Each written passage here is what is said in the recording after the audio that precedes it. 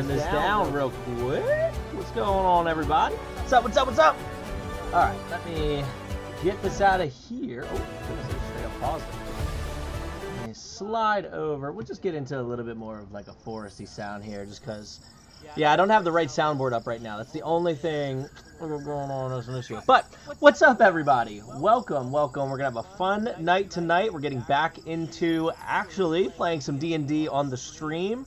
But for the first time, I'm doing it both here on YouTube and over on Twitch. So we may or may not have other people chiming in from that platform as well. So that would be kind of fun too. I just mentioned in the comments, make sure to look down below in the description. I have links to more than just the character sheets this time, but you can check out the character sheets down there. But I also have links to both the map itself, so you'll be able to request access to the Owlbear Rodeo map. And then I also have a link to the initiative tracker there, so you'll be able to, if you want, pull up the initiative tracker and see the order of things from there. The only thing is I have to make sure if anyone requests access to the Owlbear Rodeo, I got to make sure I'm paying attention to those popping up. So, yeah, no, I'm looking forward to it. This is going to be a lot of fun. I'm interested to see how this goes because I usually am doing this one in person, so this will be fun. I'm not sure. So anyway, we will get into it, and as you can see, everything is working. Nightbot is doing its thing, which is great, and I see everyone's chats, both from YouTube, and I'll just do a quick test over here on Twitch to see if it pops up. It sure does. So everyone can kind of see what everyone else is chatting if things pop up. Caleb, what's going on? You haven't missed anything yet. We were actually just about to start. I was just showing off my technical capabilities, making sure that everything here worked as we started, and it did. So, I guess we will just get right into it. Caleb, I was just telling, Jester is in, just accepted. Caleb, I was just telling everybody to make sure you check the links down below. That's going to have all the character sheets, and it's also going to have a link to both the map itself, where you can join in and check out the map if you'd like, as well as the initiative tracker, if you want to keep track of the initiative as it's going on. So, translation, we hope really, really hard. Yes, there is... Okay, so I was a big Fortnite player, and right when it started off, and this may be from other games, I don't know, I just used to watch Fortnite streamers, and they used to say it all the time. If they had like 1 HP or 2 HP, they'd always say 1 HP in a dream. And I feel like I just live by that motto at this point. Like, all I'm ever living on is a dream with this freaking technology. So, anyway, alright, so we're going to go ahead and get into it. And normally, the way that I start this, this encounter is that someone in the party has some kind of task or some kind of goal of finding what's called the Brawl Pit. So for those of you that were here last time, we have 4 characters. We have Damien, who is the rogue of the party. A little bit of an echo. Interesting. I wonder why that would be. Oh, hold on. I'm actually glad you said that. I don't know why audio input capture... I think it's 2 that I need to get rid of. 1 second, I will fix that. I don't know which one sounds better. I'll get rid of this one. That should get rid of the echo, hopefully. But I think that I might have done the wrong one. Let me check real quick. Microphone, NVIDIA broadcast. Okay, I did do the wrong one. 1 second. Alright, hopefully that sounds a little better than it did sound. I know I got rid of the echo, but hopefully that at least sounds better as well. Great, and there goes the camera. Are you kidding me? Here I am bragging about my technological capabilities. All right, so yeah, typically we have somebody that has a goal of finding what's called, they've heard of is called the Brawl Pit. And they have the clue to follow the feathers, and they know it's somewhere on the coastline up north in some kind of forest or something, but it's really all they have. So, I will start with that. Oh, so I was going through the characters. So we have Damien, who is the rogue, Damien Near. We have Lenka Mantkora, who is the group's wizard. We have Walsen Beshetir, who is your cleric. And then we have Captain Ommoll, the fighter, the champion fighter that you guys have. So those 4 are now on their next quest here after going off on their treasure adventures, and they are looking for this Brawl Pit. So as your party, we're going to call it your party at this point, as your party is traveling north down the high road and kind of talking to different people, trying to get an idea of, you know, where this kind of back alley Brawl Pit is, they get a clue that it's in Neverwinter Woods somewhere. So as they continue on up the high road, they get to a point where they see this person, and it catches their attention. He's pretty far away, but he's in this gleaming armor, and it doesn't necessarily seem human. So it catches your attention, and you watch as he's not on the path. He is well off the path at this point, heading over towards Neverwinter Wood. And as your party kind of takes a second to watch what happens, he kind of dips into the forest, a good, couple 100 yards away from you. But right before he did, you notice he kind of peered around before doing so, and then disappeared into the woods. 1 second. Sorry, something on Google is full or not updated, so I can't view the character sheets. That's odd. Was anyone else able to access the character sheets before I move on? Because I do want to make sure that you guys have access to that before I go on with characters that you can't see. So if anyone could just let me know if you can see those character sheets. Oh, it's my fault with my Google account. Okay, got it. Okay, got it. All right, cool. So your party continues on down the road and kind of veers off the path in the same direction that you saw that person disappear into the woods. And as you go kind of perusing around, seeing, maybe trying to get a bead on where exactly he went in. Can I have somebody roll the first roll of the night? Can I get an investigation check? Can someone please roll a d20?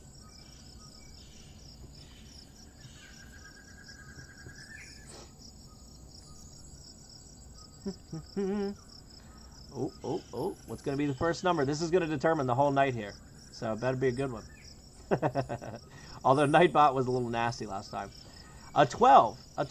So with a 12, as Damien kind of peruses through and he's checking on, trying to find the path of where maybe this person might have gone. And the grass is pretty overgrown, and especially right on the edge of the forest there.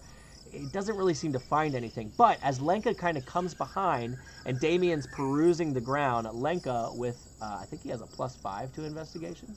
Let me check Lenka's investigation real quick.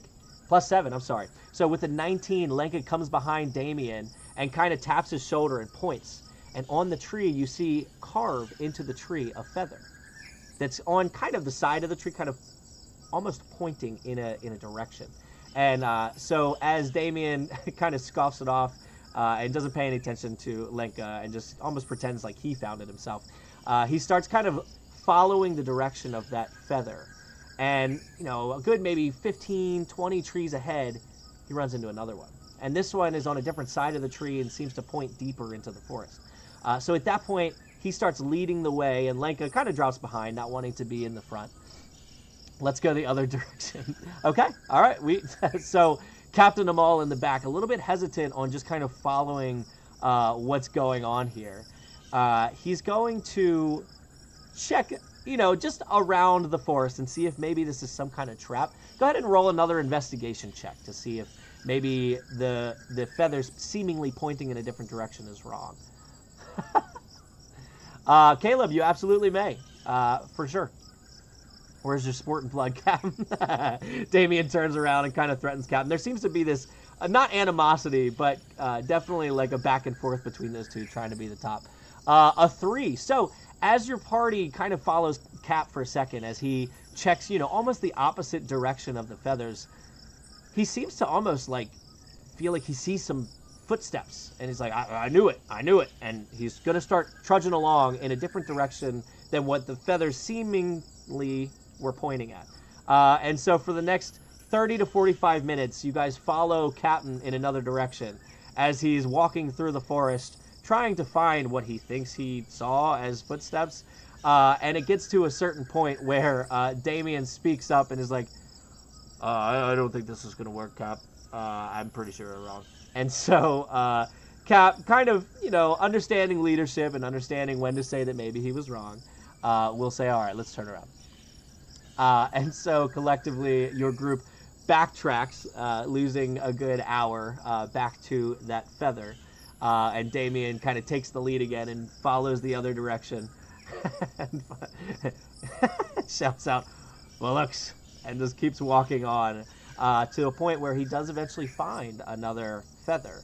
And this continues on for a good 20 to 30 minutes deep into Neverwinter Wood. I don't know if that's you asking it, Jesse, or if that's Cap, but I imagine it's Captain in the back. Actually, no, I imagine that would probably be Walsen in the back, just kind of tired of walking already, just, oh, are we there yet? And they just kind of ignore him. They ignore his antics at this point, and they come to the point where they reach what looks to be almost the edge of the forest, but not. You know that you're deep in the center of the forest, but you come to what looks like this steep cliffside with just these boulders surrounding the bottom of the cliff. My kids got me hearing that as Cocomelon song. So I will swap over to the other scene here. Hold on 1 second. Sorry, you probably had an echo there for a second. I got to get rid of that audio input. All right. And, oh, no, you didn't have an echo there. I just turned the sounds down. So, your party arrives at the edge of this cliffside, right in the middle of the forest. Gents, it appears we've discovered a cliff. And the other three that are kind of in front of him, I have him kind of, hold on, let me, he's in the back as he pops out of the forest. And the other three kind of turn to him and just kind of give him a look. And and so as you arrive at this cliff, what would you like to do? I see Horsemac chime in. Can we climb on a boulder and look around? Sure. So if someone could just go ahead and roll a perception. I'm not going to make you roll for the boulder because there's plenty of boulders at the bottom here that it's easy enough to like climb on top of a smaller boulder to get on top of it. You don't need to do anything crazy. They are kind of large, but it's easy enough, especially for someone like Damien to climb up. So we'll say that Damien's going to walk up and do a perception check. 19! And with Damien's perception, he has a perception of -1. But it's okay, still high enough. So as Damien, I'll say that he kind of works his way around and climbs up on this cliff here and peers around now, or on this boulder. So it is just dead cliff behind him. There's nothing he can really see back there. But as he turns and kind of tries to get a good look around the forest, up and down the cliff here, he just sees a whole cliff line with a whole bunch of boulders, and looking through the forest, aside from the, like, almost the last feather that was on the tree as he walked out, there's not much that he can perceive from here just looking around on top of the boulder. Do any of the boulders look a bit off? So let's go ahead and do I'll do an investigation check with advantage as Lenka goes looking through and kind of gets some help from Cap. Can Cap keep a small boulder in the pocket? Sure. So as they're looking through, Captain Ommoll is going to reach down and grab just almost like a softball-sized rock and kind of put it in his pouch. But let's go ahead and get a perception check with advantage. So if I can get 2 D20 rolls here. Or not a perception, I'm sorry, investigation. As Lenka and Cap start looking around at the different boulders, trying to see if there's anything that stands out about them. I see 1 D20, 2 D20s coming in.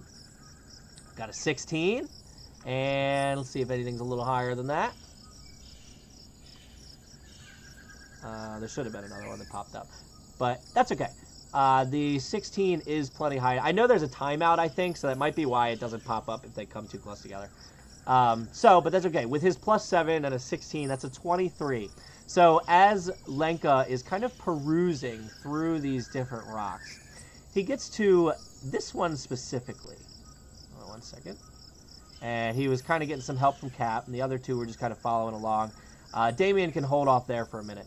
So as they move this way, Lenka spots on this rock that he's right in front of, on this boulder, just in between the two boulders, there seems to be what look to be 6 feathers kind of carved into the rock itself. And so as he kind of puts his hand and goes to feel the rock, what's different about this is the rock, it doesn't feel like a rock. It almost feels, like, I would say that, at this kind of sunset that you've got going on, it feels a little colder than the rest of the rocks. And so as he's kind of like starting to now feel the entire thing, Captain Ommoll comes over and starts to feel everything too. And as he kind of hits it, you hear more of like a twang than what you would hear like a deep thud sound from a boulder. This is for the annoying kid back home, said Count, holding the big rock in his pouch.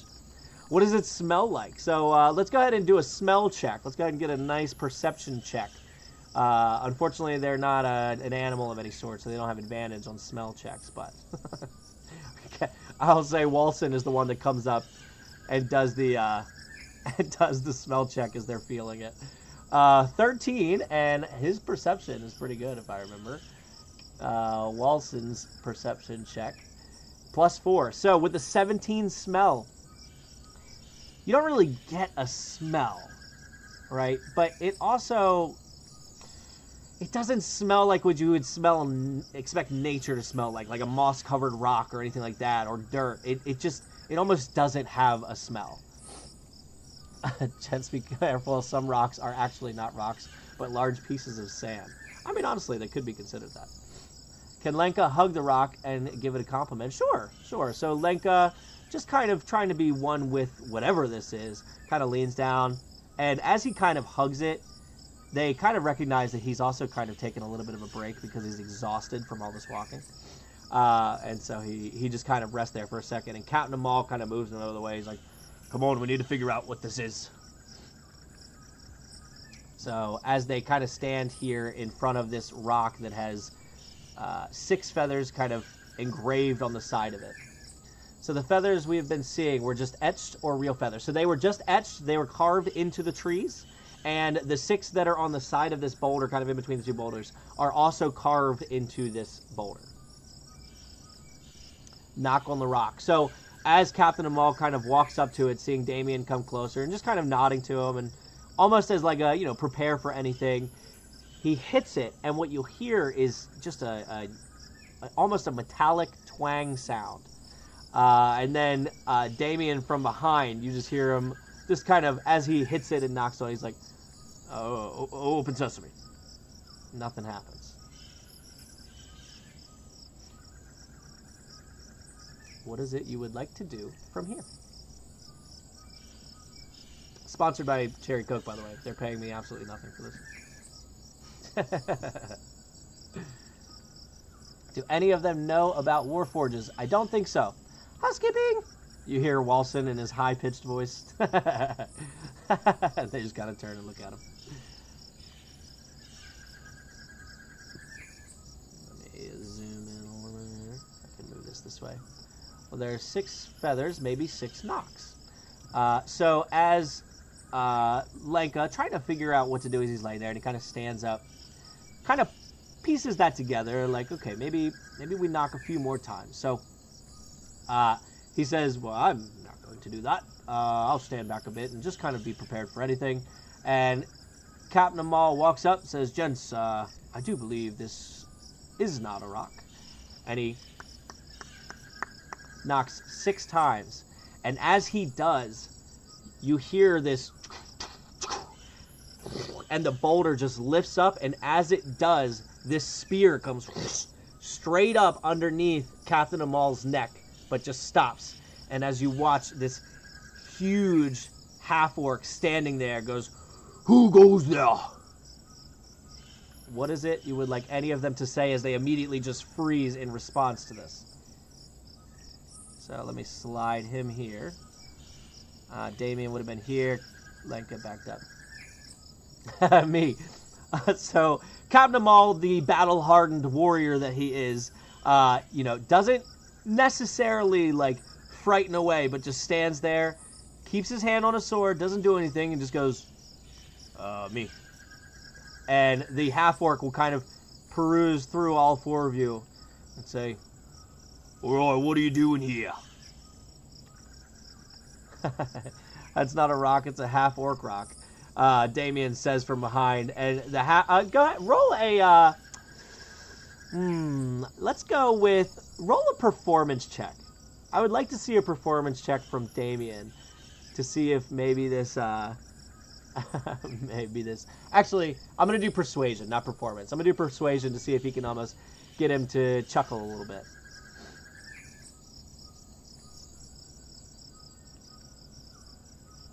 Storytelling, sorry Eric, I missed your message. Storytelling is the product of a D&D session In retrospect, you get the story. The role-playing is the game storytelling narrative.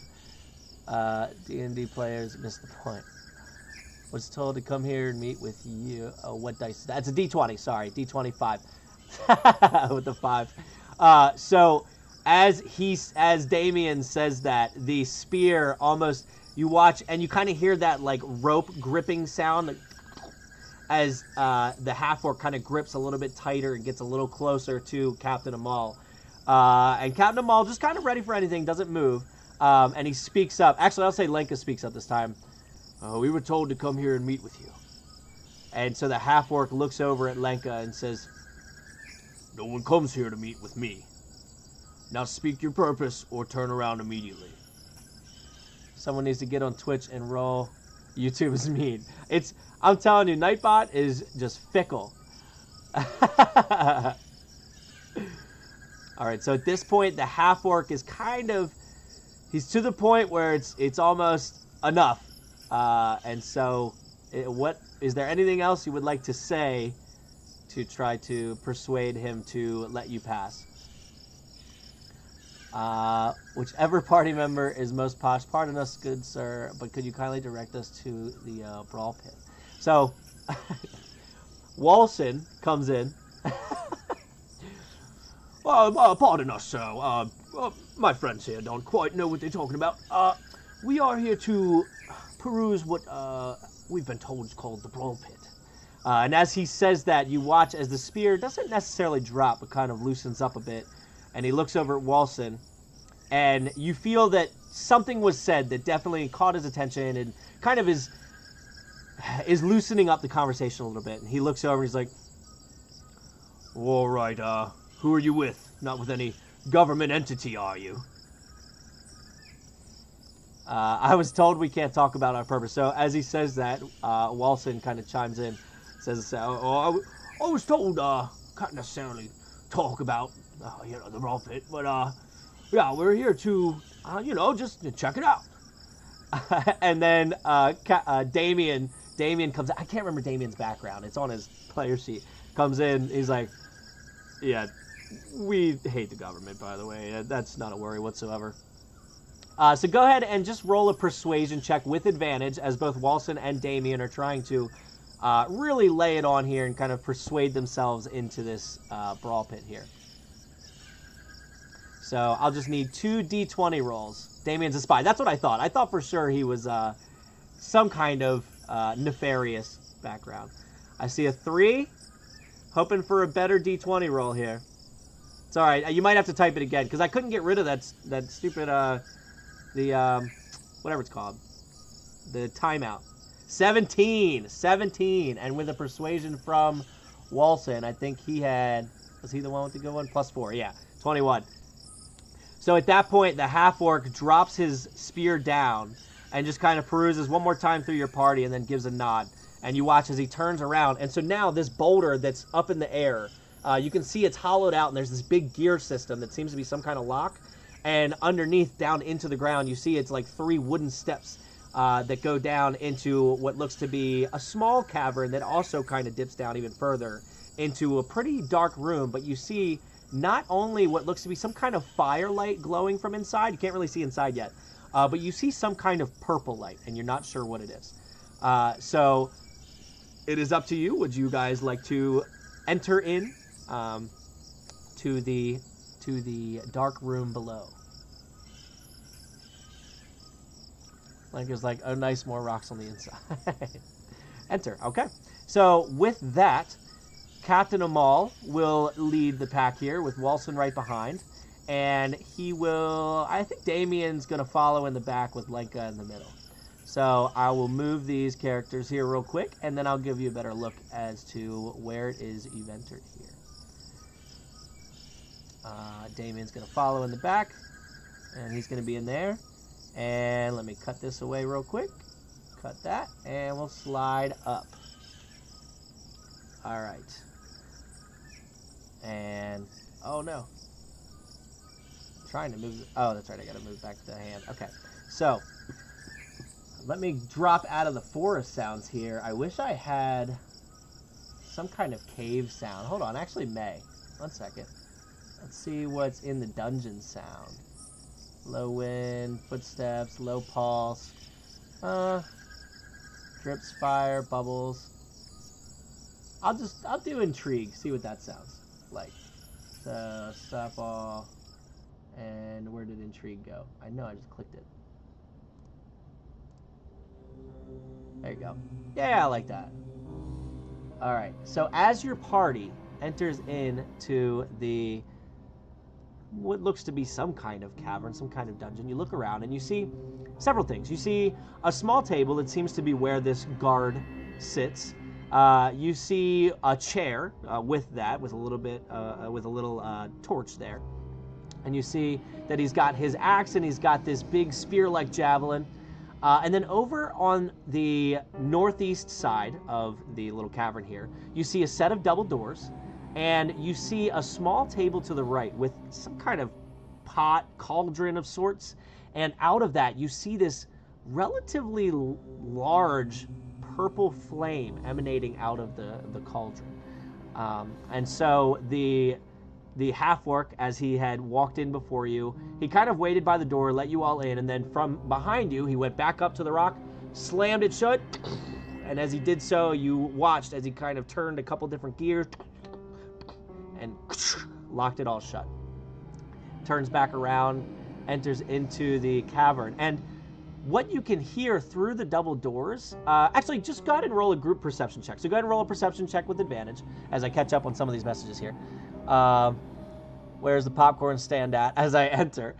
So as Damien kind of follows behind, like right before the half-orc shuts the thing, he questions it. Oh, where's the popcorn stand out in here? And the half-orc does kind of give a little bit of a chuckle. You do start to see a little bit of a personality with that one. And he's like, it's back there. You'll get there. And he just continues to lock things up. Maybe we ask what's in the cauldron over there. Sure. So as he walks over and sets by the door, Lenka chimes in and asks, just kind of inquires about the purple flame. And as he does so, the half-orc pipes up a little bit. Well, if you're going to want to get in there, you're going to have to do one thing first. You're going to have to put your hand in there. And he just kind of stares at all four of them as all four of them kind of stare back. Go ahead and roll one more d20 when you get a chance. Does anyone have a cup? I'm parched and this purple stuff looks tasty.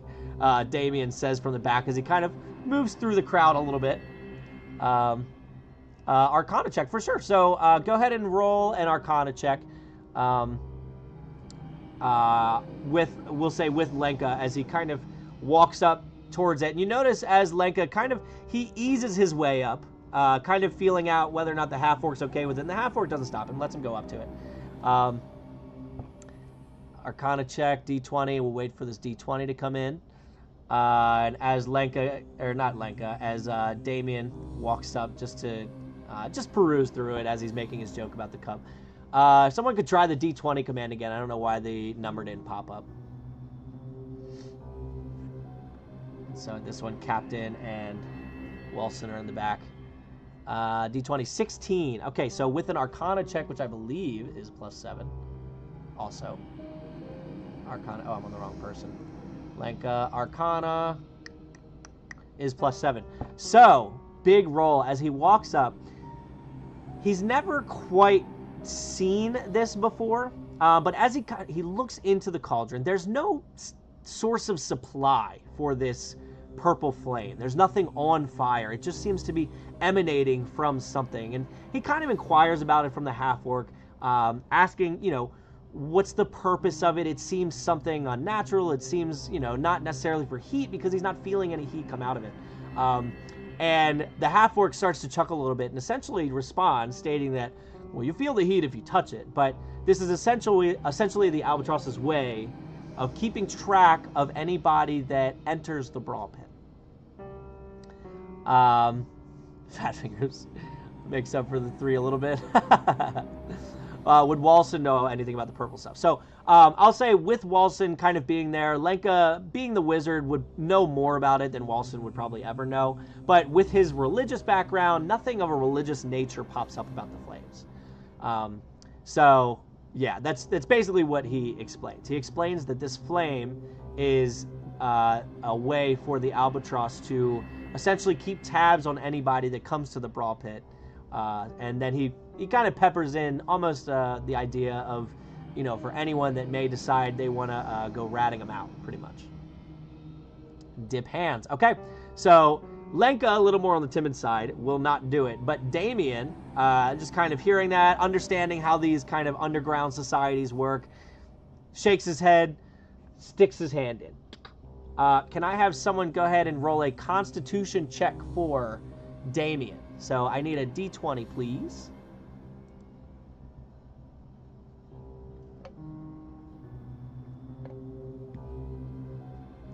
All right, Caleb with the D20. Let's see what we got. 16, and Damien's Constitution is +2. And actually, it's a saving throw, so +2. So with an 18, as he puts his hand in, he does start to feel. You could not feel the heat above the flame or anything. As he sticks his hand in, this intense burning sensation starts to cover his arm, and he holds it in just as long as he can, and all of a sudden pulls it out, and just in time for it to not really singe or burn his arm. But you watch as the half-orc kind of nods, and he's like, all right, you're good to go. And so Damien walks over to the door, and it's locked, and he's like, well, let's wait for your friends here, see if they'll do the same thing. So are you having the other three dip their hands in there as well?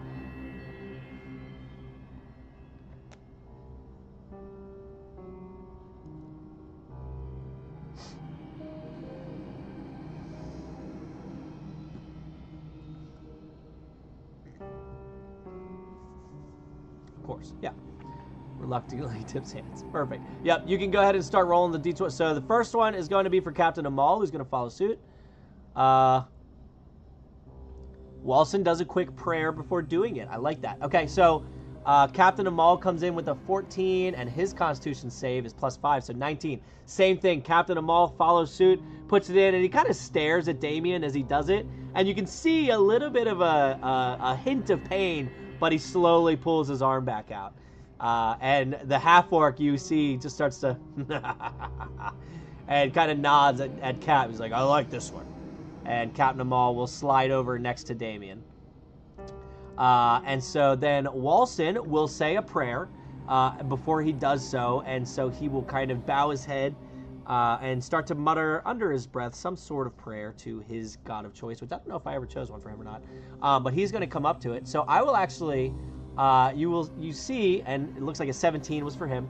So as I think he's got a high Constitution too. No, he's just got a +2. As he puts his hand in, you watch as this purple flame does surround his arm, and as Walsen starts to wince at the pain, you see part of the purple flame starts to turn to almost a bright white light around his arm. And Walsen stops feeling the pain and slowly brings his arm out.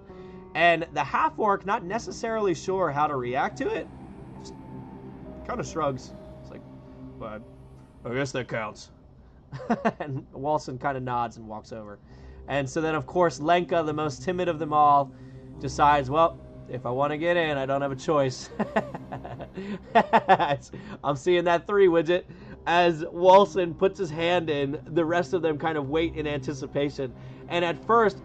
almost his nerves and his anxiousness take over, and he puts his arm in the fire, and he can't feel anything at first because of the excitement, and then all of a sudden just the pain strikes over. He just rips his hand out, and as he does, you see almost like these scorch marks take over his arm. If I can get someone to roll a D4, please, because he's going to take 1d4 minus 1 fire damage. And don't worry, because I do keep track of the health and all that, so you don't have to memorize any of that. Captain Ommoll, Walsen, Lenka, there he is. 1d4, 3, minus 1, he takes 2 points of fire damage as he kind of angrily rubs his arm and stares at the half-orc, who then begins to... you wizards. And so then he's going to walk through, and he's going to pull out a key and just open up the door. And there's that 3. Way to play character. Thank you, thank you. Well, that just happened. Walsen prepares a healing miracle for him. Yeah, Walsen kind of stunned that worked a little bit, still staring at his arm, and then looking over at Lenka's and just kind of, you know, understanding what happened, but still shocked that it happened in the first place. So we will go ahead and move them through. So let me cut this away. So as your party begins to walk through, now Damien, hey, Luca, welcome to the channel. Welcome to the channel. Honestly, I thought you might have already been in there before. I thought I might have seen you pop up there before. But either way, glad to have you. Appreciate it. So as these four walk into the dungeon, the half-orc does follow them. Actually, no, he doesn't. He stays where he's at because the next door is, set of double doors is unlocked.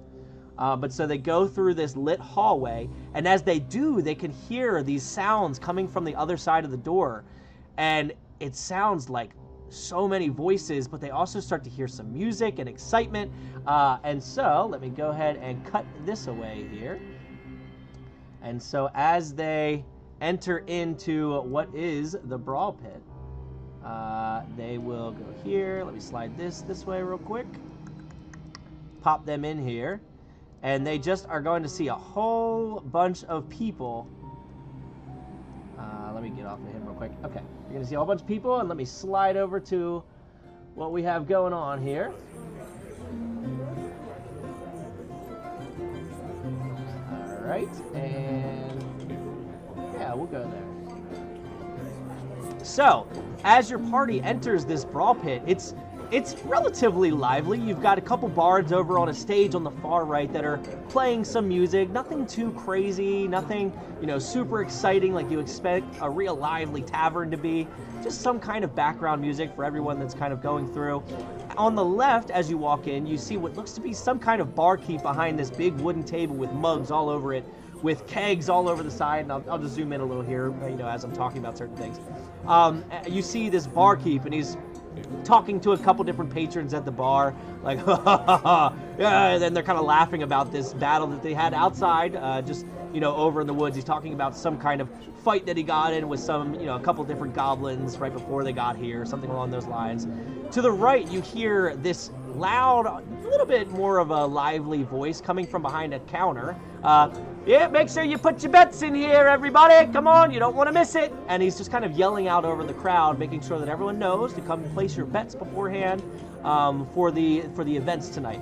Now, what's catching your attention as you're perusing around is you're seeing a whole bunch of these ogres kind of surrounding the place, keeping watch, looking around, and you're seeing these bugbears kind of scattered all throughout the different outsides of the wall.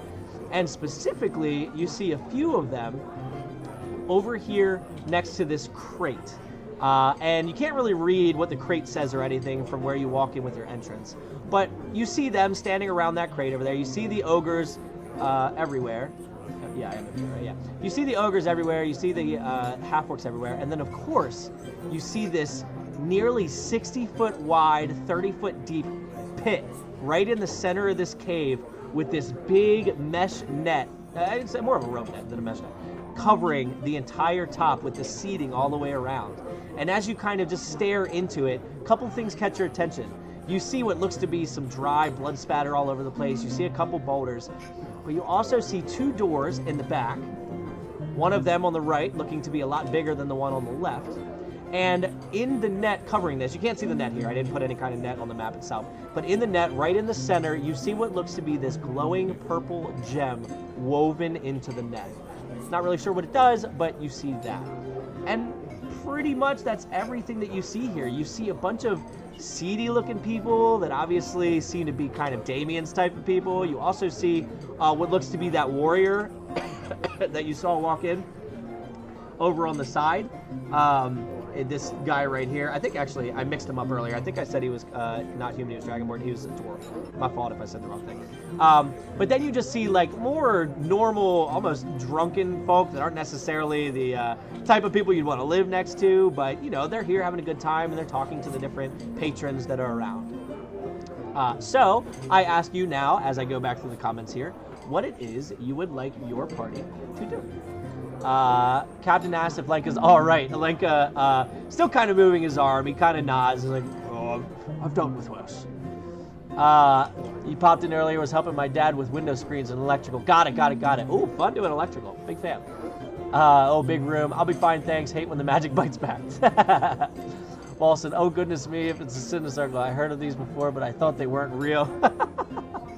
Yeah, Walsen's definitely liking this. He's not the seedy folk that really fits in here, but he's definitely liking it because you also notice that everyone is so vastly different that even though you guys kind of stand out, it doesn't matter. You don't really catch any attention. Oh goodness, it's a bar. Walsen finally looks over and sees the table and goes running over. Kind of makes his way through. Exclusive go apparently, however, exclusive can be. First rule of Fight Club. No ongoing fights. That is correct, Jesse. Currently, down in the pit, there is nothing going on. You see nothing. Walsen will walk up to someone and ask them if they've heard the word of his deity. I like it. So, as Walsen walks up to the table, and the bartender goes, oh, hello, good there. Would you like to order something for the night's festivities? And Walsen looks at him, he's like, well, good sir, I'd like to order, do you guys have your finest milk? And the bartender kind of looks at him, he's like, we've got ale, we've got a bit of wine, we've got some of the finest wine, actually. And Walsen's like, good sir, I don't partake in the alcohol, so it's fine. If you don't have any milk, that's fine. By the way, have you heard? And he starts to preach about his deity a little bit. And you watch as one of the patrons here, as he hears Walsen start to ramble on, will kind of chime into the conversation and start asking questions from the bartender. You get the other three of your party kind of get the vibe that those two kind of know each other. Maybe the other one's a regular and can kind of recognize the talkativeness of Walsen and cuts in to kind of cut off the conversation. No choco milk. Captain, please stop him. He pulls out the pamphlets. And so as Walsen's pulling a piece of paper out of his side pocket, Captain kind of grabs his arm. He's like, come on this way. We got to go check out some other stuff. And Walsen's like, oh, all right, I'll come back later. And they kind of walk off together. So he brings Walsen back over. You move him around. All right, so you've got your four here. Anything else you would like to be doing in the meantime, or do you kind of want them to just be relaxing in this place, hanging out? Who looks like they're running the show? Go ahead and roll a perception check with advantage. We'll say that maybe Captain says that to the group as he's pulling Walsen over. We got to see if we can find this whoever's running the show around here. Don't worry, friends, I shall continue my talk later, he says while being dragged away. And the bartender just kind of nods. Not in any kind of mean way, but... All right, I see a 9, but we're going to go ahead and roll with advantage as the party's kind of collectively looking for who's in charge here. 17, and with a +4 is the highest perception, if I remember correctly. With a 21, as your party peruses around the Brawl Pit here, what's interesting is you can't necessarily find anyone that stands out as being the person in charge by any means. They're looking around.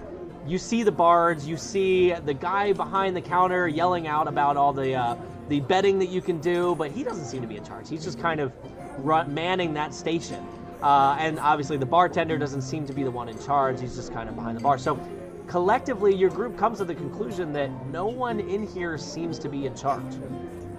Best DM on YouTube. I appreciate it. I don't actually know. I don't know if I agree with best DM. Maybe best live viewers play D&D on YouTube, because I don't think I've ever seen anyone else do that, but I'll take it.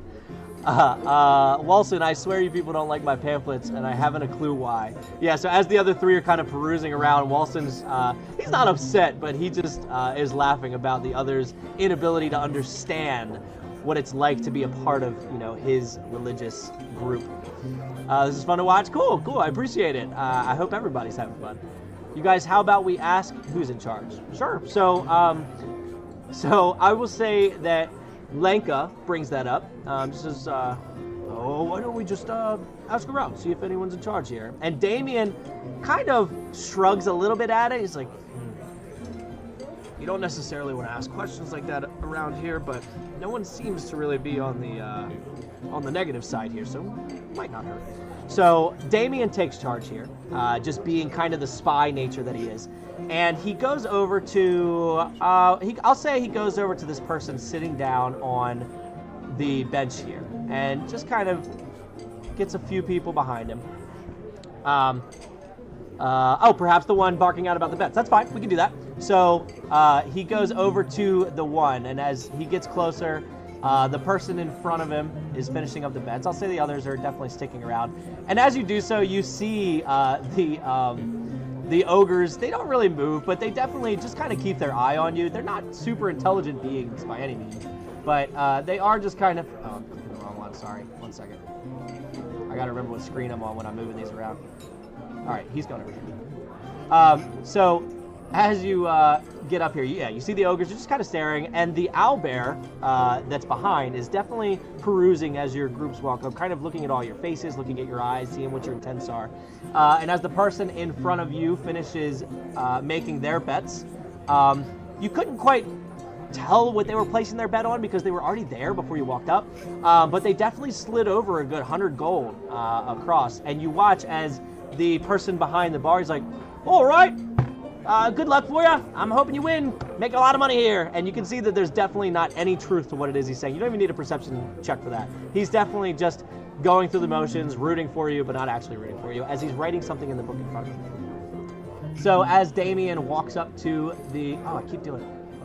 As Damien walks up to the counter here, well, we've got some new faces here. I haven't seen you before. What is it you would like to place a bet on? So right now we don't really have groups, but, you know, if you want to just kind of stow your money in here for now on, you know, maybe the first group or something along those lines, you could go ahead and place a bet and you'll double your money if you win. Walsen waves at the ogres. As Walsen waves, the ogre does not respond whatsoever. You just see almost like he's already in like a mean grill, so he just gives you a low like... what are the odds? Yep, so he answers with the, you know, if you win, you double your money. Put me all in the color red. And so as Damien says it, almost in a joking manner, because you don't really know what you're talking about yet, the guy behind the counter gives it a chuckle, and he's like, well, all right. And so your group, I don't know what kind of gold you have, so we're going to say that each person has 50 gold pieces. I'll have to write that down later. We'll just say, oh, because I wish I could remember what you guys had from the last encounter we did.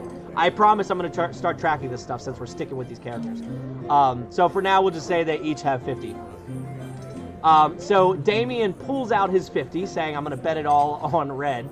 And as he slides it over, he's like, oh, but for real here, what am I placing my bet on? And as he says it, you get kind of go ahead and roll a persuasion check. Let me get just a single persuasion check. No advantage here because Damien's the only one doing it.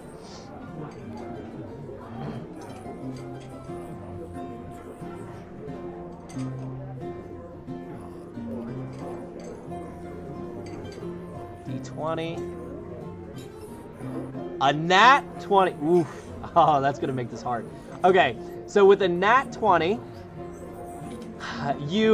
So as you kind of slide it over and ask what's really going over here, as he goes to grab the money, Damien almost grabs his hand, not in a way that the ogres or the owlbears would catch on, and not even a way that would really scare the person behind the counter, but in a way that he's genuinely trying to get information out of this person, and kind of giving him that idea of, look, it's my first time here, what am I doing? And so the guy kind of... And he leans in, and with a whisper, I don't know if I should whisper because I don't know if you'll be able to hear it through my microphone or not, but with a whisper, he basically tells him, look, we don't talk about it around here, okay?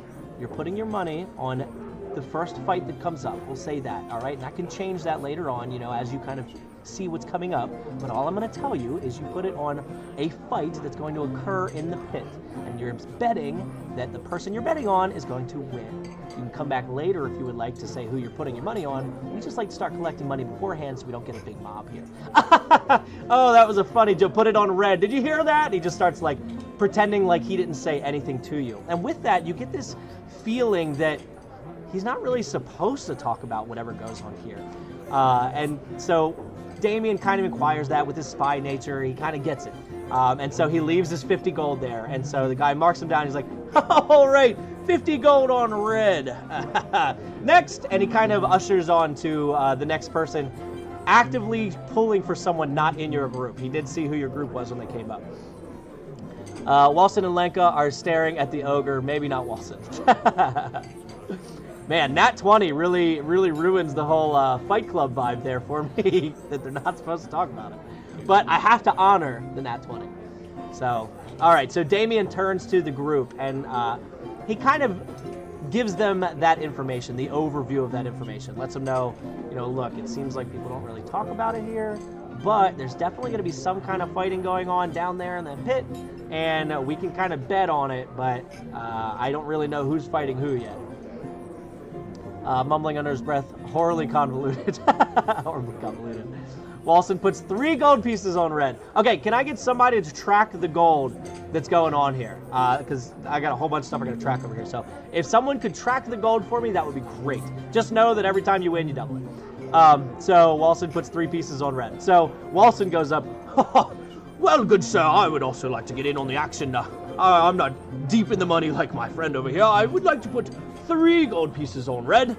And at this point, the guy behind the counter is like, all right, 3 on red. Okay, we're going to keep the joke going, everybody. We're going to keep the joke going. 3 on red. And you see a couple people kind of going in with the joke that seem to maybe be regulars as well. Just kind of, oh, okay. And he puts it, and you see him write down in the ledger 3 gold pieces, and then in parentheses, red. What? My religion doesn't stop me from betting. Nope. Feel free. So, is there anything else you would like your group to do, as 2 of them have placed some kind of bet on some kind of red? Sure, Lenka walks up and gets in on the action. Funny enough, actually, in my actual D&D group, the wizard is the gambler of the group. And so he could not resist on this one, and the wizard was betting all of his money. But yeah, Lenka walks up and puts 1 gold on red.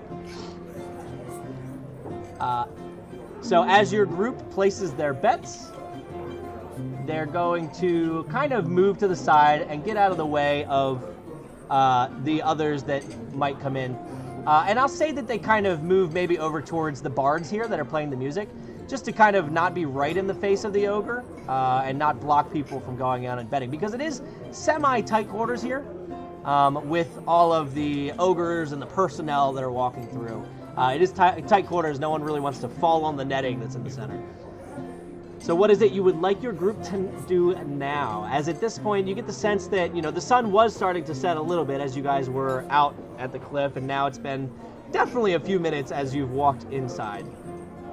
Find a table. Okay. So as they look around, they don't necessarily find a table, but they do see open seating all around the pit. So as they're kind of looking around, they realize that they can talk to kind of anyone if they want to, or just kind of sit at any of the seats and just hang out. Can Walsen talk with the ogre? Sure. So as your group, I'll say your group just kind of pops a squat right here on these benches. So Lenka, I keep trying to move it without. I have to move that screen for you to be able to see, but I have to use the other screen to move the characters. And so Damien's gonna turn around and just kind of look at the pit. And Captain Ommoll is going to sit kind of legs around the end of the bench, just hanging out. And Walsen is going to walk up to this ogre, and he's going to just walk up and be like, well, it's not often I get to see, you know, Yukon around here amidst all these common folk, I guess I could say. What is it you're doing here? And the ogre doesn't respond. He definitely reacts a little bit and kind of backs up a little bit and kind of gets against the wall, almost in like a flexing nature. And he's got this big club that he kind of taps on the ground, but he doesn't do anything. He just stands there. He doesn't respond. Doesn't do anything. And then so Walsen pipes up again. Well, all right. How are you doing on this evening? Are you excited for the event? Go ahead and roll a persuasion check to see if he can get anything out of this ogre.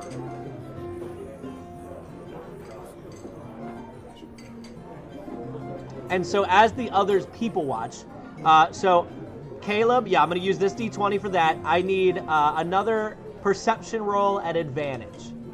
So I'll take 2 more D20s with the 6 for Walsen. With his persuasion, though, I think he's got good persuasion. What did we say it was? 2 plus 4. So with a 10, the ogre at this point starts scanning around the rest of the room, not even acknowledging Walsen. All right, and I see a nat 20 and a 9. Good thing that nat 20 came in before the... well, actually, even the other one was a 17, but with a nat 20. So as they peruse around once again, just kind of scanning across the floor, you see a couple things. Number one, you see that people are, as they're getting ale over on the other side, people are grabbing drinks and not paying. Some are not paying. Others seem to be leaving gold, but without any kind of anyone telling them to do so. It's almost like they're tipping the bartender. But it seems that the ale is free. But you do see others that are paying for the more expensive wines. You also see some of the seedy folk going over and placing bets. You see some of them that seem to kind of be constantly looking over their shoulder as if maybe they're always worried about something.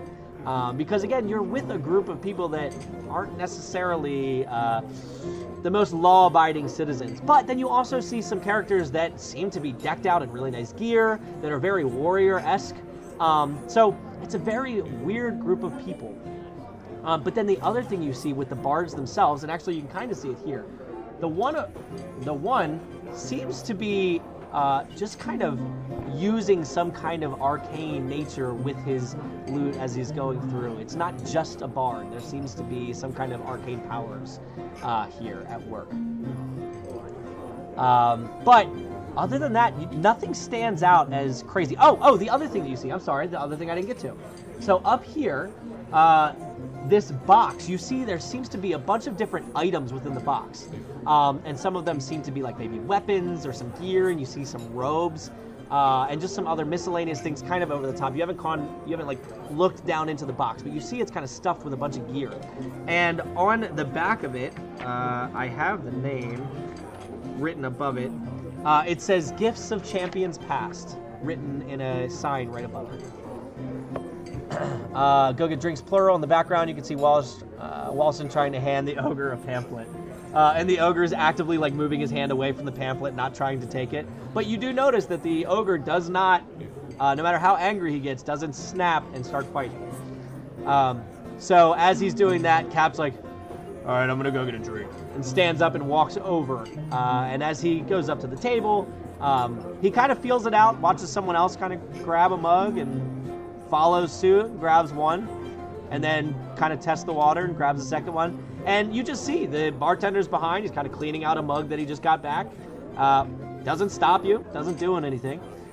So Captain Ommoll takes the third mug, knowing that Walsen's not going to drink it, and just kind of nods. It's up to you if you'd like him to leave anything, but he just kind of nods and heads back over to everybody. Please, sir, at least try it. You won't know if you like it until you won't know if you like it if you don't try it. Yeah, the ogre's wanting nothing to do with it. So, yeah, Captain Ommoll comes back, gives the other two a drink, and they all just sit there and start going to town and just kind of being a part of everything. But the one thing that you notice with that nat 20 perception check that continues on as they continue to scan across is that no one is talking about anything revolving this place here. They're talking about things that have happened outside the city. They're talking about things that have happened in the city. They're talking about different adventures that they've been on, but no one is talking about anything going on in this game. He leaves a generous tip. What would you like him to leave? And whoever's keeping track of the gold, if there's anybody, if not, I can always come back and watch through the video. But whatever tip he leaves, we'll subtract that from his 50 gold, because he did not bet anything, if I remember correctly. 8 gold pieces. Ooh, and the bartender just nods with a big excitement, and he reaches around and he grabs some of the fine wine and he pours it in a cup and hands it over and nods to him. He's like, well, thank you, good sir.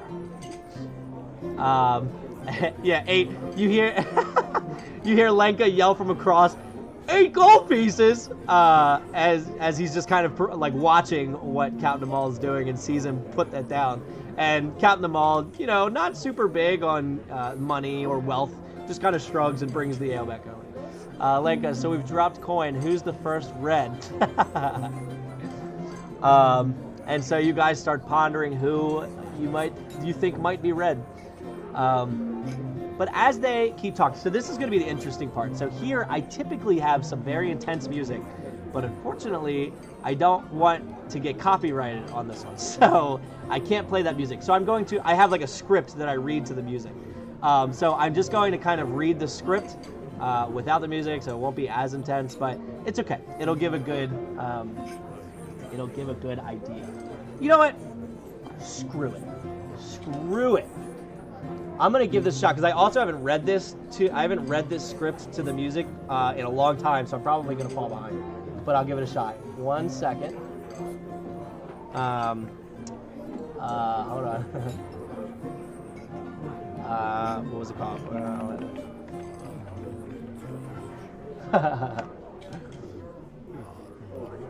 I need to get a music. Oh, this one. Sorry, 1 second. I didn't think I was going to do this, but I'll do it. Maybe I'll get lucky. Maybe they won't copyright me. Eventually they will, but it's fine. It's not that one. What? I might have to go to YouTube for it. Hold on. Because this was the fun part. I will say that, but we'll see if I can do it.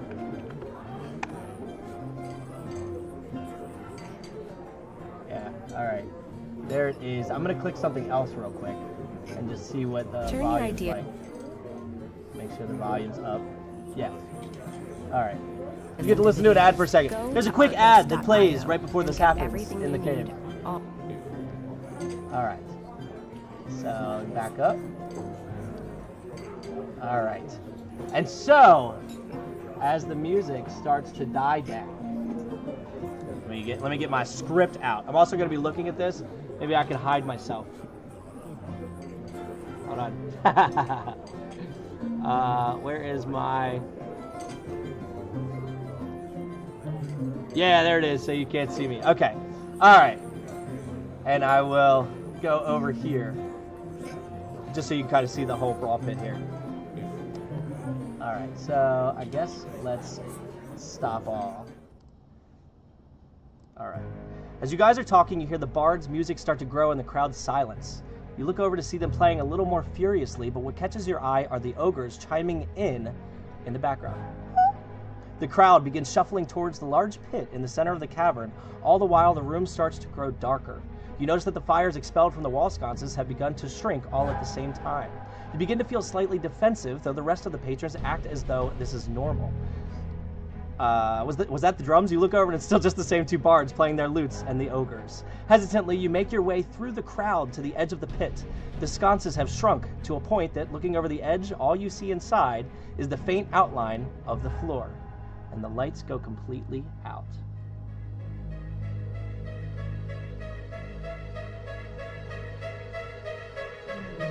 Suddenly, the fires within the sconces begin to grow once again, but with a familiar deep purple hue. The crowd around you begins to stir with excitement. Meanwhile, you still can't wrap your head around where these unnatural sounds are coming from. Is there a band somewhere else in the room you can't see? Are the bards wizards as well? The music continues to grow louder.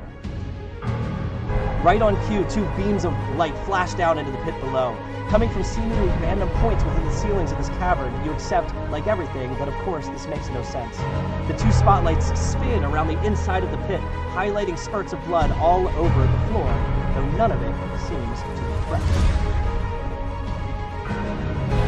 One set of doors within the pit opens up, and a shadowy figure makes its way towards the center. Moving slowly with confidence, managing to walk between the two beams of light as they spin, the figure stops in the middle and just stands there. They spin, the two beams of light spiral towards it, landing succinctly at the same time on the figure. Before you stands the albatross. The crowd erupts into cheers with a booming volume that knocks dust off the cavern walls. You find it hard to stand where you are without being bumped into the net covering the pit. The albatross continues to just stand there with his arms raised, soaking in the excitement from his patrons. He spins slowly as if he's taking the time to look at every single person. He eventually makes eye contact with each of you. He finally speaks, Ladies and gentlemen, tonight we find who amongst you has what it takes to climb the ranks, to show bravery and might in the presence of some of the greatest fear this side of the land has to offer. You realize at this point that the showmanship here is what makes the Brawl Pit so successful. No matter how big or small the battles may be coming up, their performance far outweighs the lack of adequate combatants. Tonight you will see men and women fight. You will see men and women cower at the first sign of fear, and you may see men and women lose their life here. But you will also see unhindered courage and audacity. You will see soldiers in here take chances that no other mortal might take, efforts of heroism and valor. You feel the ground begin shaking from the crowd. Who here has the heart to enter my arena and battle for glory, to leave with your life where many others have fallen short? Who amongst you has been blessed by the gods to rise to the challenge and survive? Which of you will leave here a champion of this realm? Tonight we find out, ladies and gentlemen. Welcome to the Brawl Pit. And you watch as the crowd slowly starts to just almost like fall onto the net as they're just pushing each other out of the way in excitement, as the lights slowly start to turn back to their orange color. And the albatross, as the lights turn back on, stands there for a moment and soaks it all in as he turns to walk back towards the door that he came in. You are now just surrounded by a wild amount of excitement and craziness as people are just all over the place, running into each other and just throwing bets here and there. Like, they don't even know what they're betting on at this point. They're just throwing money around. And so the four of you kind of look at each other, awestruck. Yeah, sorry about the sound getting loud there. I didn't realize how loud it was turned up until I got to that point. Truly a man who understands theatrics. Yeah, it took me a long time when I was writing that up when we first did that to really time it right to the music. But that was my goal, was just to have it end perfectly at the end of it. Walsen, what am I saying? So Walsen is the one like at the front of the line getting like pushed onto the net. He has like these high-pitched screams of excitement as the door kind of shuts behind the albatross as he goes into the back left door there. Caught up so much in the speech, I jump up and say, yeah. Yeah. Captain Ommoll, he's in the back, but he's kind of standing on one of the steps, and he's just, ah! Walsen tries to tell the ogre that he wants to do a tag team. I will say with that, the ogre does chuckle a little bit. Lenka looks at his team with wide eyes, then face palms. Sweet Mistra. Music so majestic that the narrator is not heard. Yeah, honestly, that song is on. I downloaded that song. I have that thing on repeat. So at this point, about a minute or two after the albatross disappears from the pit, you see that he comes out from this door back here and just starts mingling with the crowd. He becomes kind of one of the people out here, just starts laughing with different people, and he's, one for this man here. And he's getting drinks brought over, and you see some of the owlbears are helping out, and they're assisting and bringing drinks to everybody. And you see that this is definitely a man of showmanship, a man that knows his audience and knows what he wants from his patrons that are there. Oh goodness, ogre, help me, I didn't know what I signed up for. Lenka, I'm a cleric, I can't brawl. That's why you let Captain lead the strike. So as your group is kind of talking, maybe about 5 to 10 minutes goes by, and you see as the albatross has made his way kind of through the crowds, and he walks up to you four, and, well, new faces that I've never seen here before. I did see you from down in the pit. I see what looks to be quite the fighter there. I see some sort of spellcaster you must be. And what looks to be someone of the quickness, as he kind of looks over at Damien, kind of just looking like the rogue that he is, just kind of short and nimble, ready for anything. And then Walsen kind of comes up, and me, good sir, I would love to join in on this, whatever this is. I'm in. And my ogre friend over there, and he turns around and looks at the ogre, and the ogre looks at the albatross, and the albatross just kind of scoffs. He's like, haha. He's busy for the night. He won't be able to help you out. But by all means, if you four are clearly warriors would love to join in on the action here, I would love to have you. Walsen, but there's so many people and no trees to hide behind. You know what? Never mind. There's a body that I can hide behind. So as he offers for your party to join in on the festivities, it's up to you. I have a feeling I know what you'll say, but it's up to you if you would like to join in on the Brawl Pit festivities. Walsen whispers something to the guy. Sure, sure. What would you like Walsen to whisper? So Damien, the one who put it on red to begin with, kind of leans over to the group and says, gentlemen, I do believe we might be the red.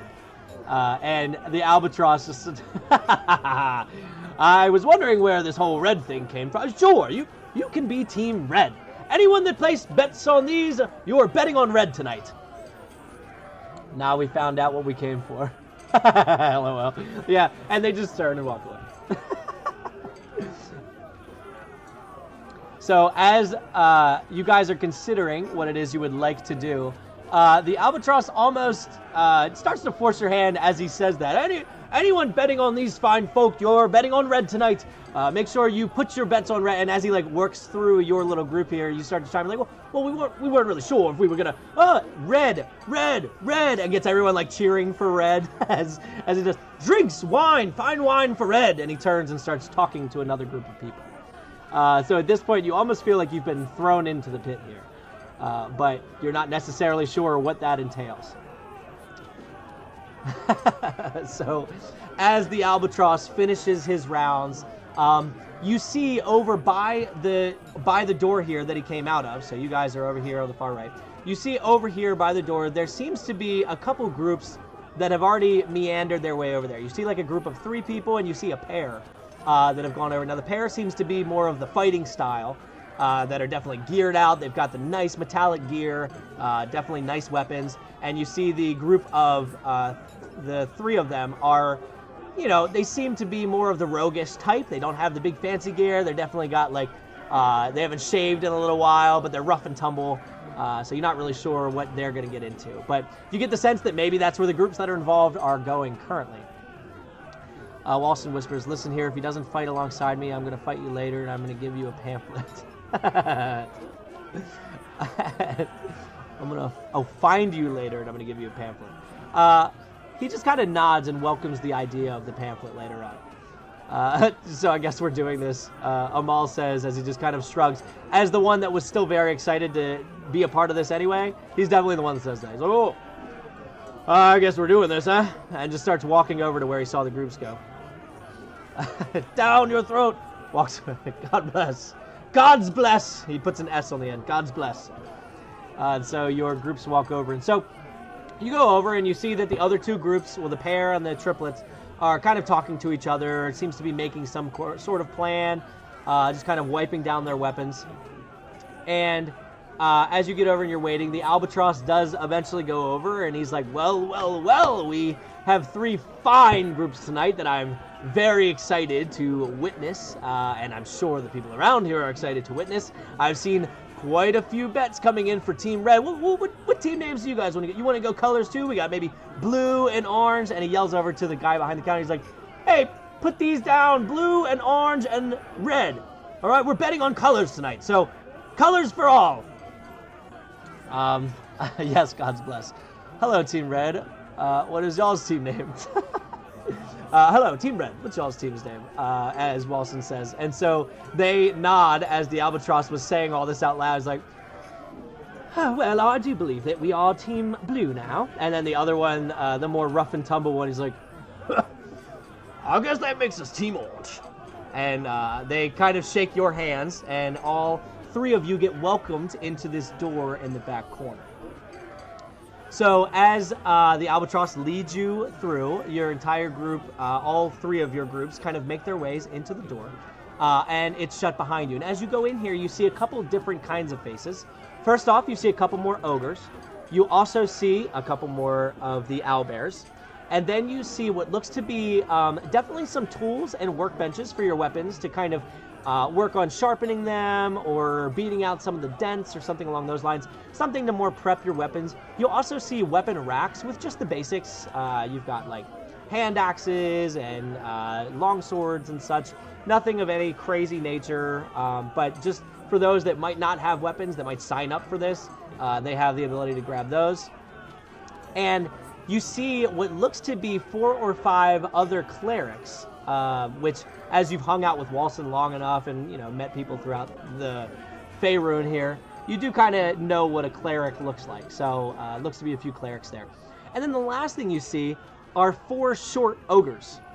They aren't, like, childlike by any means. They're not baby ogres. They look to be full-grown ogres, just, like, medium-sized by D&D terms.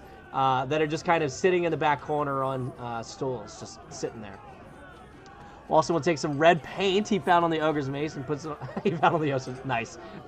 Take some red paint that he found on the ogre's mace and puts on some marks on his face. Is the guy an actual albatross, or is that his name? Curious.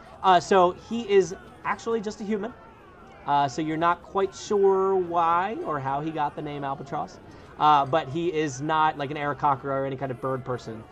He's just a guy named the albatross. Free paint, thank you. War paint, just names, Max Lips. This paint tastes like iron, weird. So you watch as the rough and tumble group goes over to the weapon rack and starts kind of comparing their weapons with those, and you watch one of them kind of exchanges his short sword for one of the nicer short swords that's up there. And you see the other one start kind of working on his and sharpening it a little bit. The two with the nicer gear, they don't seem to be working on any of their stuff. They're just kind of, stretching a little bit. And the other thing that you have back there is a small table with a few mugs on it as well, and a big keg of ale. And so the albatross kind of comes up to all 3 of your groups and says, well, welcome, glad you're here. Looking forward to the fights. Again, for those of you that have been here before, and it kind of points at the rough and tumble group, the ale is yours. Feel free to work on your weapons as need be. You've got about maybe 10 minutes until we're going to start the festivities. And for those of you that are new here, feel free, help yourselves. And when it is your turn, we will have our helpers here, and he points to the small ogres, escort you down into the pit, and we will start the event. So who here would like to go first? Is there any volunteers? And you see that the rough and tumble ones are kind of working on their weapons already, and the one of them kind of looks up and he nods. He's like, no, we can go first. So he volunteers to go first. And so would you guys like to go second or third? I want a tiger painted on my face.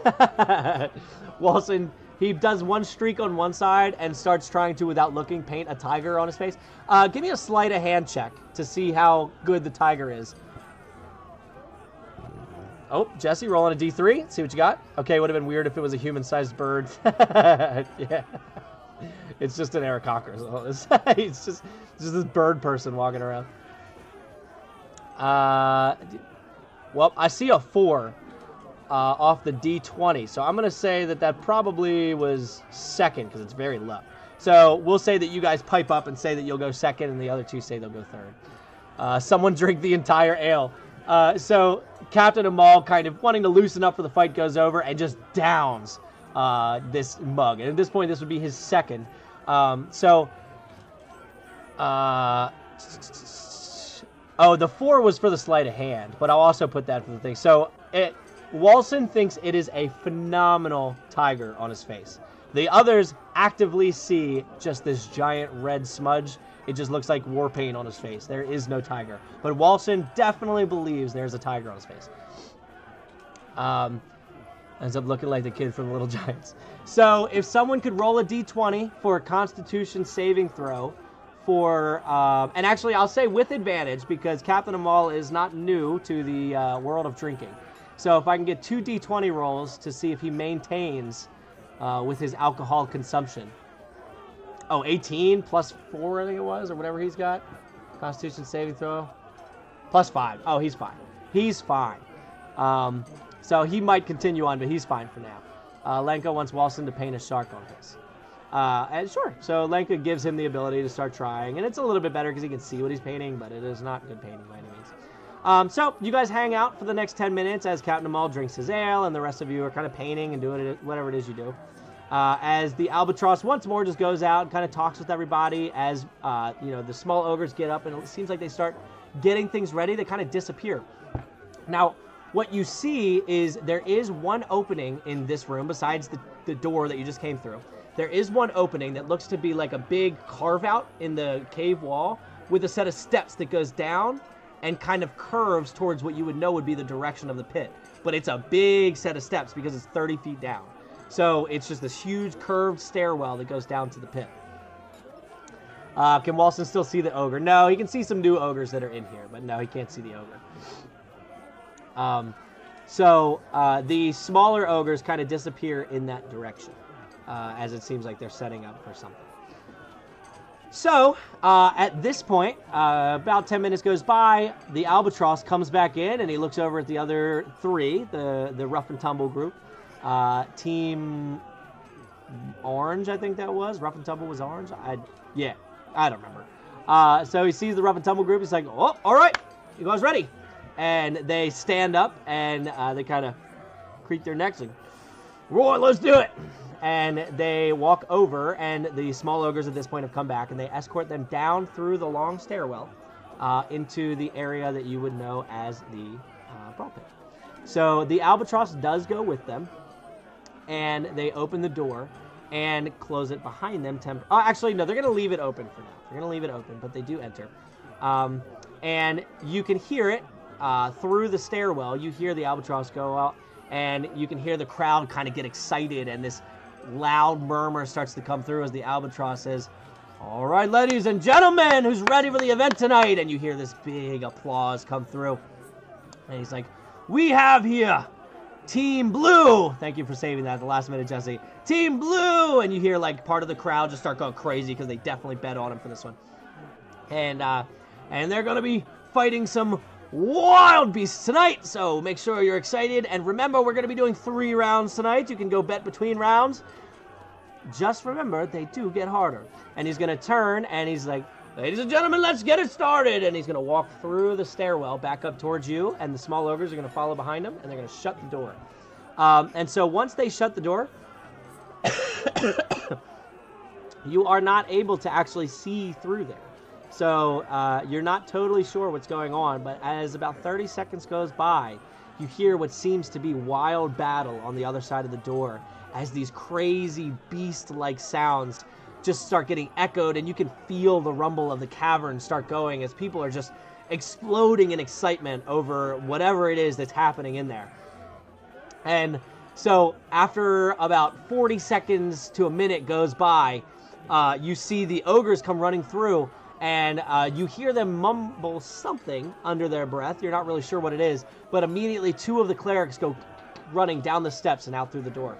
And as they do so, you are able to kind of hear the crowd even louder as the door opened up.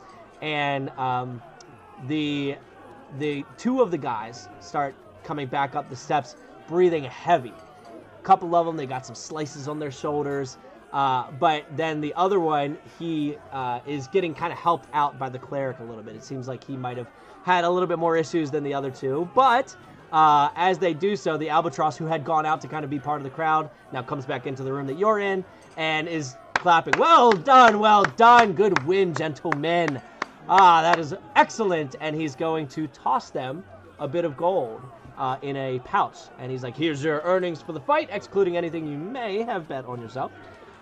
So, sorry about your wounds, sir, but that's why we have the clerics. Glad they could be of assistance and heal you back up a bit.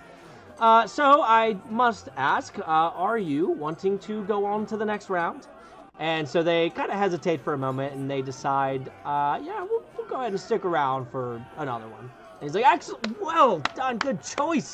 More gold to be had if you win the next one. But remember, they are going to get tougher. And so he's going to look at your group. He's like, all right, ready? Well, wait a second. We are red team. We can't bet on ourselves. Well, you are betting on yourselves, and he's allowing it.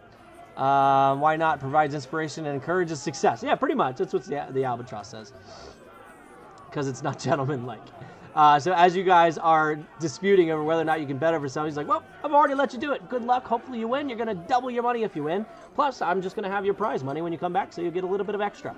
And so he leads you down through the steps, brings you out, and at this point, you are opened to the crowd. You're underneath the net. It's a little bit of an eerie feeling because you almost feel like you're in a cage, but you have this big net overhead, and you're now within this big group of people that are almost savage-like as they're just rooting you on. Some of them may be rooting against you because they can bet against red.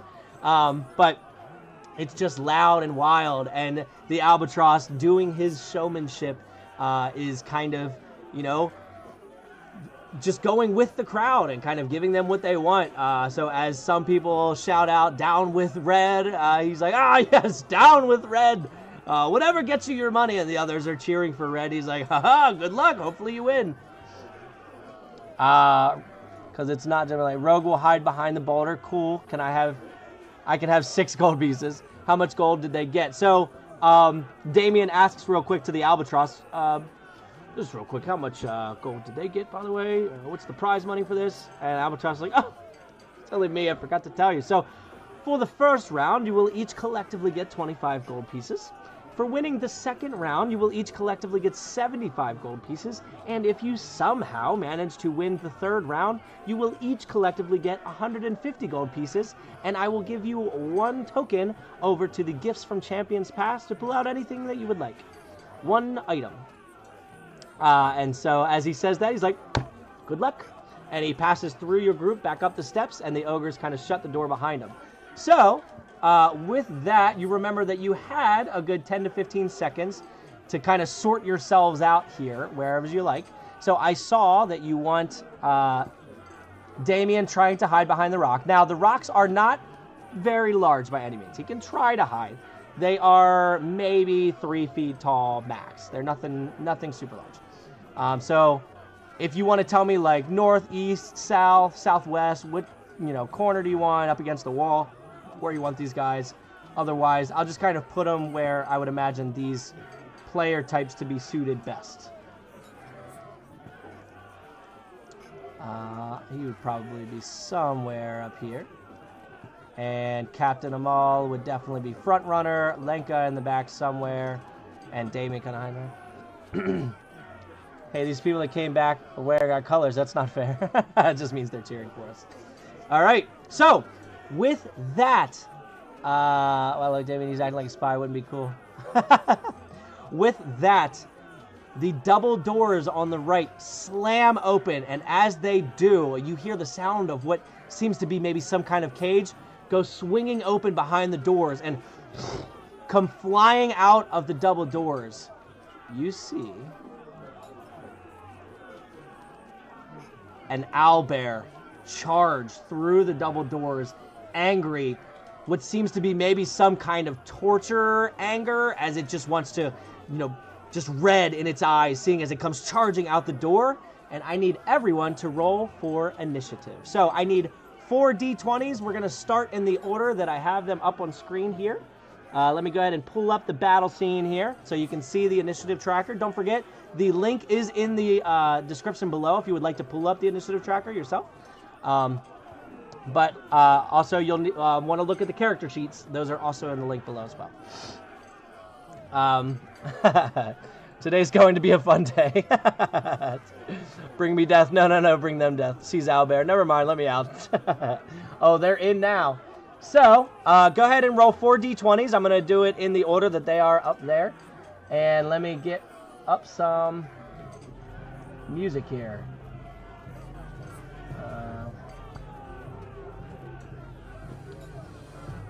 All right. Hopefully you guys can hear that battle music a little bit. I am going to turn down the people. All right. Okay, so go ahead and roll those. I'm going to push an ad real quick. I'm going to grab another drink, and I will be right back.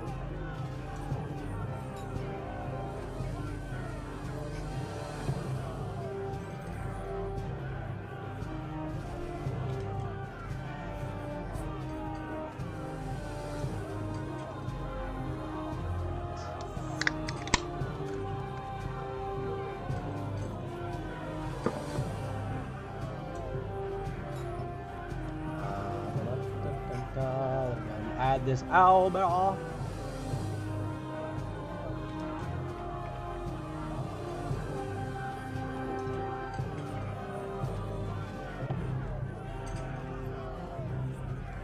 1 second.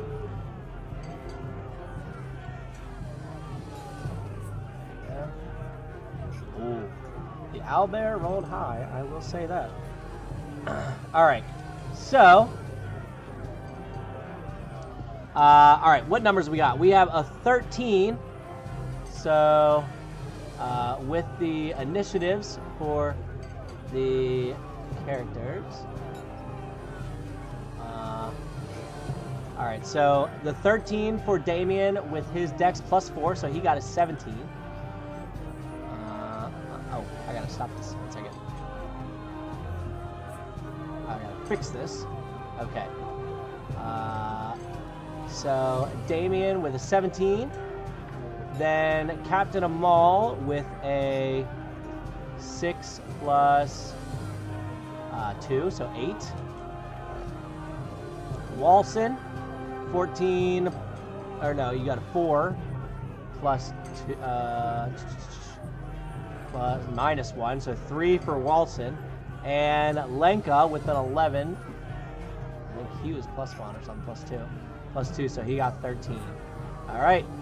So we have our initiative. The owlbear is going to be going first. So let me slide this back over here. Okay. All right, so 16, 6, 4, 11. Perfect. Thank you, Caleb. I appreciate it. I wish I had seen that first. I was going through the numbers. So I will know for next time that you do that. Thank you.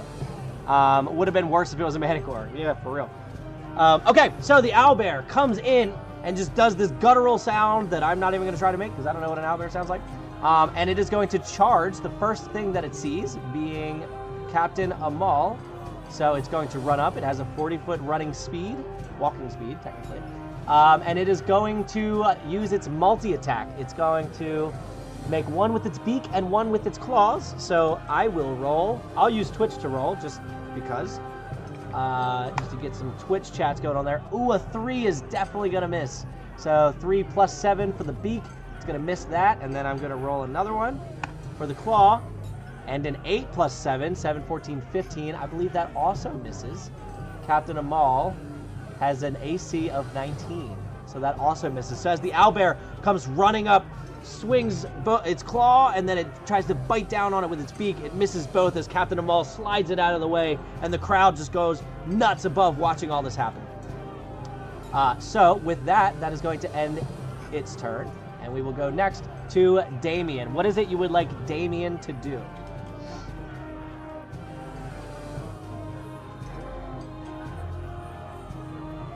Damien back.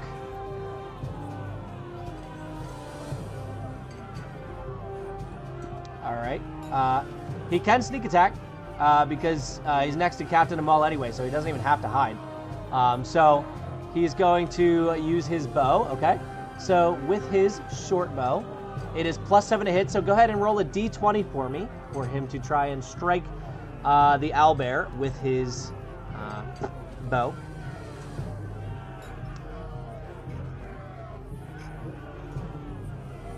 And it is plus 7, 9 plus 7, 7, 14, 15, 16 to hit. The owlbear, it does hit. So go ahead and roll your damage, which is, I need 3 d6s. Or I think it's 4 actually, because you have 3 d6 now at level 5. Yeah. So yeah, I need 4 d6s. Go ahead and roll. Yeah, unfortunately, adding the 3 there doesn't work. You'll have to do 1 d6 at a time. If you want, you could always do a fireball too, and we just take the first 4 numbers, however you want to do it. But I see people popping in d6s now, so we'll just take these. So I see a 4. Oh, Nightbot, you slay me. I really wish I could get rid of that cooldown, but I can't. It's a 5-second cooldown, so. If so, yeah, whatever you guys want to, if you just want to keep typing it in. Although it may yell at you for spamming things, I don't know. So 5. I need 2 more d6s.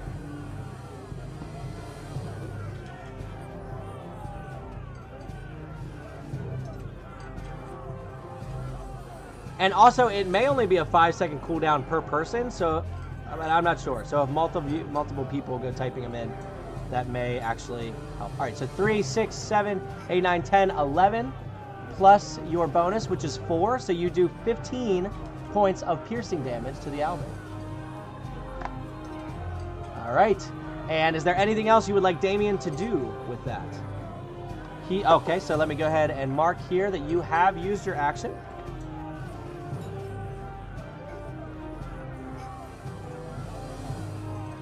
And hide. Okay, so he'll use his bonus action to hide.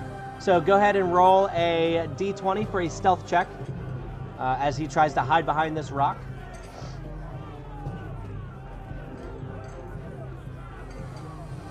And I will roll a d20 for a perception check. I would do the passive perception of the owlbear, but since you just shot it and now you're trying to hide, he's actively like watching him. Oof. I think you're gonna beat it.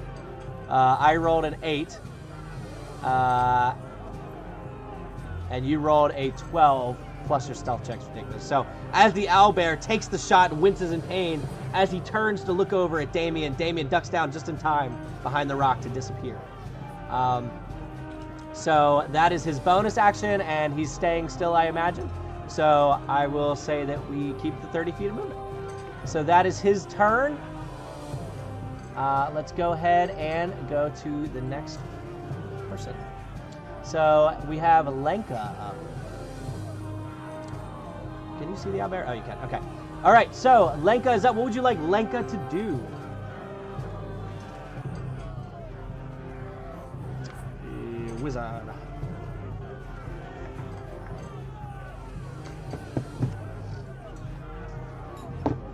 Fireball. All right.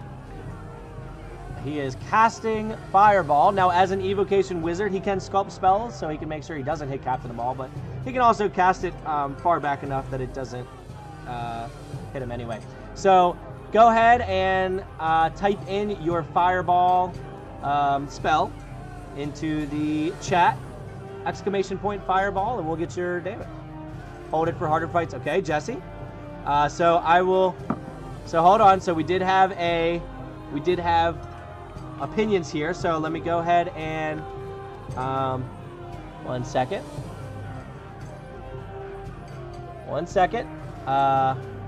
Cast Fireball question mark. All right, so I've got a poll up to cast Fireball. Go ahead and make your votes. Would you like to cast Fireball or not cast Fireball? It's all right, Caleb. It's not a big deal. Everybody can make their decisions. I'll give it, a good 15 seconds here. Give people the opportunity to vote.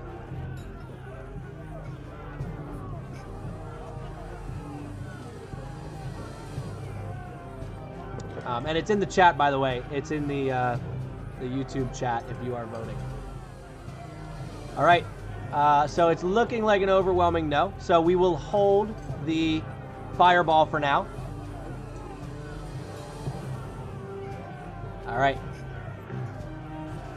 Okay, so what is it you would like Lenka to do instead?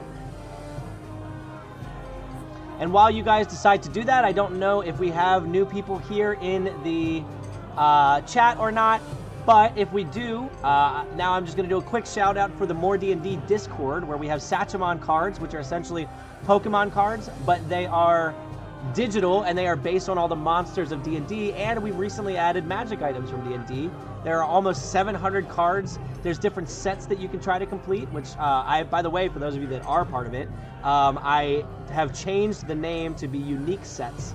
I haven't really initiated that yet, but that way it's not confusing between like base sets and sets. But we have different sets that you can complete where you get certain titles in the discard for completing them, and you can pull for free every single day cards to trade, to add to your collection, to sell for gold, which you can use to buy other cards, and it is all free. There's literally nothing you can pay for. So if we have new people here and you want to go check that out, feel free. Like I said, it's free. You can see the Discord link down below, and we have a pretty active community over there that's constantly talking to each other and trading and all that type stuff.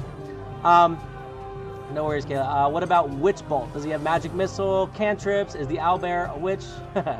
Mirror illusions. I can't view the character sheet, so I can't see what he has in his arsenal. Yeah, so he does have Magic Missile, and I believe he does have Witch Bolt.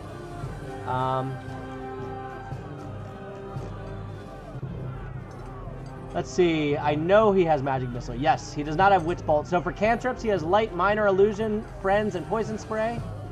First level, he has Mage Armor and Magic Missile. Oh, he does have Witch Bolt. I'm sorry. First level, Witch Bolt. And he has Melf's Acid Arrow, Gust of Wind, Misty Step, Phantasmal Force, and Scorching Ray, and Fireball. He has Magic Illusion, Minor Illusion, Minor Illusion. Minor Illusion sounds good. Okay, so I see 3 Minor Illusions here. So we can go ahead and cast Minor Illusion.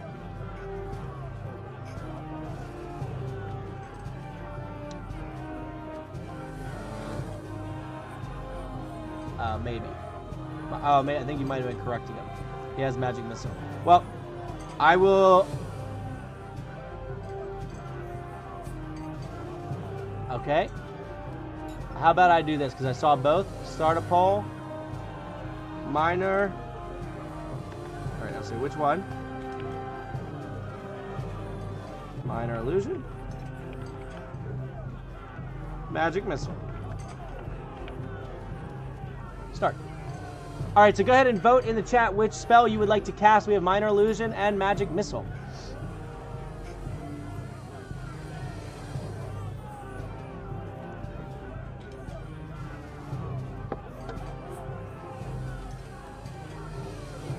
All right, so far we have 3 votes. If anyone else that's here and active would like to vote, feel free. I'll give it another maybe 5 seconds. 4 votes, 3 votes, 4 votes. All right, so it looks like Minor Illusion is the one. So we're gonna go ahead and cast Minor Illusion. So for those of you that don't know how Minor Illusion works, you create a sound or an image of an object within range that lasts for the duration. Sounds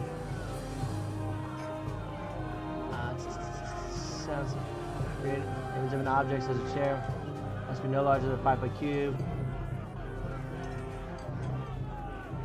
Check if spell save. If creature discerns the illusion of what it is, the illusion becomes faint to the creature. Okay? So what are we creating? What kind of minor illusion are we creating for the owlbear? It says that if you create an image of an object, it must be no larger than 5-foot cube. The image can't create sound, light, smell, or any other sensory effect. Another owlbear would be too big, just because they are a large creature.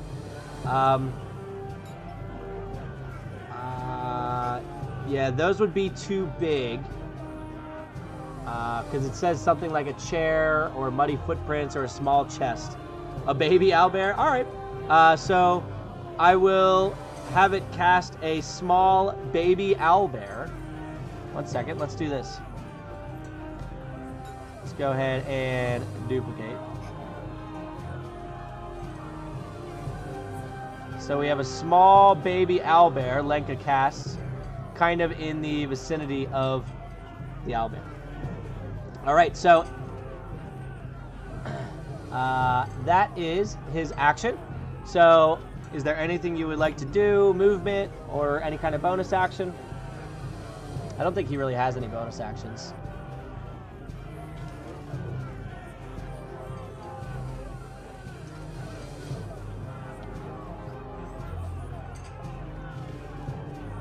Alright. I imagine he would probably stay where he's at. Lenka hides behind the same rock as Damien. Okay? So Lenka makes a run for it and kind of tries to dip behind this rock. So I won't say that he can hide because he doesn't have that ability as a bonus action. He did have plenty of feet to move over there. And no, not by rock. Damien just kind of looks at him just like...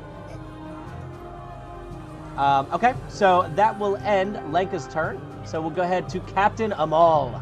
What would you like Captain Ommoll to do? I have a feeling I know, but I will ask because it is your encounter.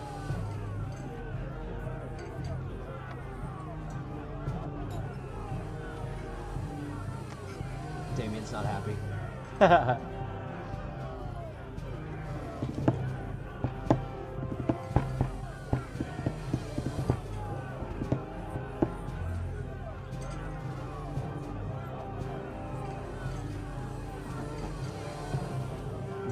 Captain will do something.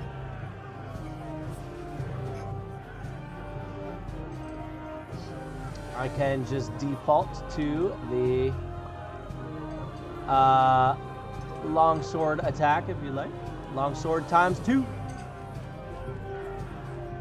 Beginning at 5th level, he has extra attack. Yep, so he can attack twice. So, go ahead and roll 2 d20s, please.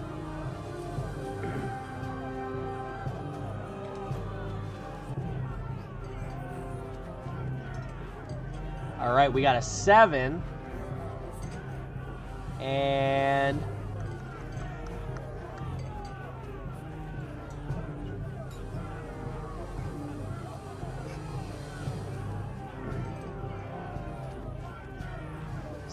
see what we got. 16. So the first attack, although it is a +7 to hit, and with that +7, it does hit. So both of them are hits. So go ahead and roll your damage. So the damage for Captain Ommoll's longsword is 1d8 plus 4 slashing damage, which he is holding his shield to begin with. So you'll have to let me know if you ever want him to drop his shield, so he's not dual wielding the longsword.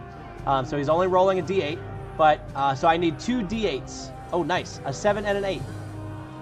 So 15 plus 8 is 23. So 23 points of damage to the owlbear as Captain Ommoll winds up with his sword, and slices across it twice, kind of putting a good cut into both sides of the owlbear, and you just see blood start to drip out. And that will be the... Well, do you want him to move? I imagine you're having him stay there, but that is his action. The only bonus action he has, I believe, is it's action surge. No, that's take 1 additional action. He's got some kind of bonus action, I thought. Oh, second wind. There you go. Stay, no surge. Okay. Alrighty. So, the next one we have is Walsen. Walsen Bessetia. Oh, where'd this baby owlbear come from?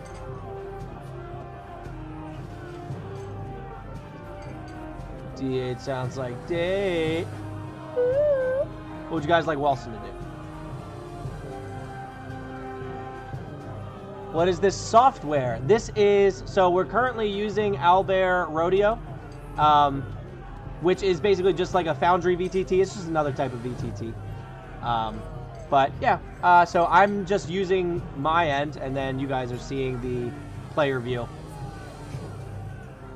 And then all the stuff on screen is just stuff that I've set up through OBS and my streaming software.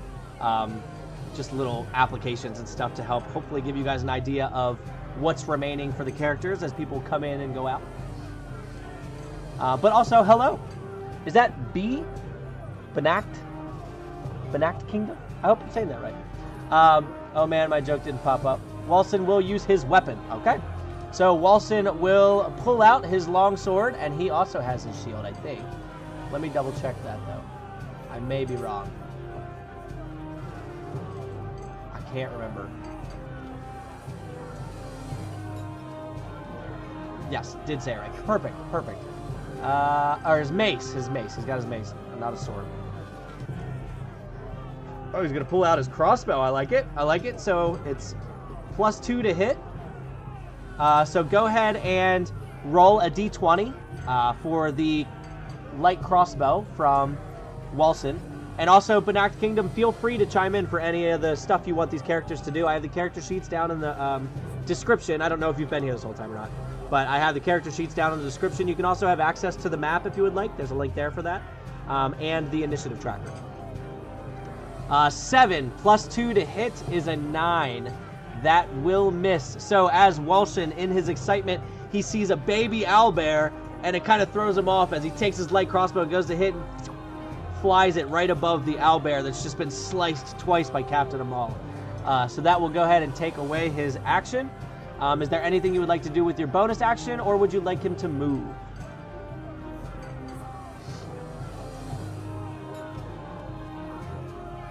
Reload as a bonus.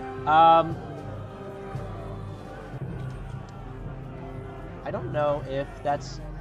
Is that how that works? Do you have to use a bonus action to reload? I thought it just took a turn for them to reload it. That's how I've always played it, at least. Weapon with this property can fire... Oh, hold on.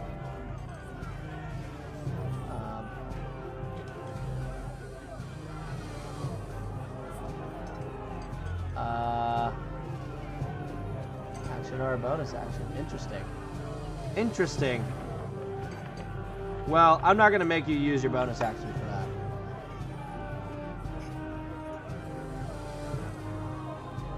I'm double checking.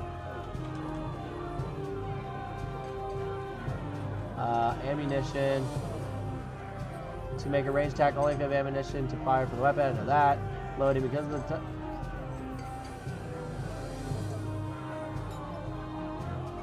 Oh, no, you're good. You're good. We're good. You don't have... So, the loading property that it has, because of the time required to load this weapon, you can fire only one piece of ammunition from it when you use an action, bonus action, or a reaction to fire it, regardless of the number of attacks you can normally make. So, you're good. It doesn't say it takes another one of those to reload it. You can just only fire one. So you're good. Wait, guys, I just realized something. Jesse, I have an idea for the captain. Your world, we're just walking through it. The loading property just means... Yeah, so we're good.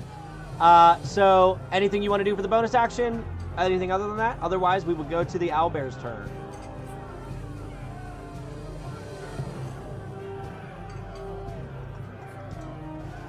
Captain still has a small boulder in his pocket. Alright, so I'll just go ahead and say we'll go to the next turn, which is the owlbear. Alright, so the owlbear, in its rage and its anger, as it's just been sliced, it sees the baby owlbear to the right. Now, I am going to roll 2 d20s against your against the save DC to realize whether or not it's real. I'm giving it advantage only for the fact that it kind of doesn't care at the moment because it just got struck twice by Captain Ommoll. But if it fails both, it will think that it's real, and we'll see where we go from there. So, minor illusion. What's he rolling against it? It was... creature takes an action as the sounder as creature can determine this illusion with successful intelligence. Creature discerns the illusion for what it is. That's the thing, it would have to, like, literally be checking it out. I'm just going to make it do perception, I guess. I don't know. Because all it says is if a creature uses its action to examine the sounder image, the creature can determine that it's illusion. So, we'll do the same thing. I'll still roll the 2 d20s. I will use Twitch just because it's there. D20, 14, and... Oh, this cooldown. 4. So 14 plus 3, 17. And Lenka's save DC is 15. So, as it's getting attacked and it sees this baby owlbear just kind of pop up out of nowhere, and the lack of care that it's even there anyway because it's getting literally hit with swords, it's going to turn back to Captain Ommoll and it's going to take its 2 attacks. So, we will go ahead and make our 2 attacks. So, we'll roll 2 more d20s, both with plus 7. 14 plus 7, 21. That is going to hit Captain Ommoll. Yeah, I guess I could use passive perception. Yeah. I don't know. It's tough because I really don't think it would care anyway, just because it's literally being attacked and hasn't seen that thing getting attacked, so it's just going to fight back. Your warrior's walking through a low property. Captain still has the small boulder's pocket. Okay. And the second d20 for the second attack. That one's not going to hit. 6, 12, 13. But the 21 will definitely hit. So with that one, that was the beak attack. And so with the beak attack, it gets to do 1d10 plus 5 piercing damage. So we'll come over here. We'll do a d10. And see what we roll. 6 plus 5, so 11 points of damage to Captain Ommoll. All right. And that will be everything for him. And the owlbear will stay. So we will go to the next person. I also just realized I never did add the you guys talking overlay on here, but that's fine. Okay, so what is it you would like Damien to do? Damien is currently hidden behind a rock. I mean, I assume I know what you're going to do, but I will ask. Sneak attack! All right, so go ahead and roll a d20 for your sneak attack against the owlbear. Throw the rock. Captain Ommoll is the one with the rock, if I remember correctly. Damien first pushes Lenka out of the way. Nat 1. So, you said it. As he turns, as he kind of raises up to shoot the owlbear, and at the same time goes to push Lenka out of the way, he kind of has a lapse in judgment and uses the crossbow hand to push Lenka and accidentally triggers the fire, striking the shoulder of Lenka as it goes by. Well, actually, just roll a d20. 10 or higher, it just misses Lenka. Lower than 10, it hits Lenka. Oh, I see the 8 there. Oof. So with the 8, it is going to strike him. So it hits his shoulder. So I will say we'll go ahead and with that shot, I mean, it's not like he had sneak attack or anything, but 1d6 plus 4. So we'll cut it in half because it's not like a direct hit. So if someone could roll a d6 for me, advantage, right? Does he have advantage? I don't think he has advantage. Oh, yeah, he was hidden. You are correct. You are correct. I will give you that. You are absolutely correct. Because he was hidden. I didn't put 2 and 2 together. In my head, we were doing the sneak attack because he was next to Captain Ommoll. I forgot. I even said he was hidden and forgot that he was hidden. So you are correct. You're good. I was really hoping to keep that nat 1, though. That would be cool. So he... 7 plus 8. 15. He will hit the owlbear. So with the 6, I see you did roll a 6 there, Caleb. So that is 6 plus, great roll, the 6, plus 4, so 10, and with the sneak attack, you get to roll 2 more d6s. I see Jesse's hopping on one of them, so we need 1 more. 3? Oh, we need 3 more d6s, actually.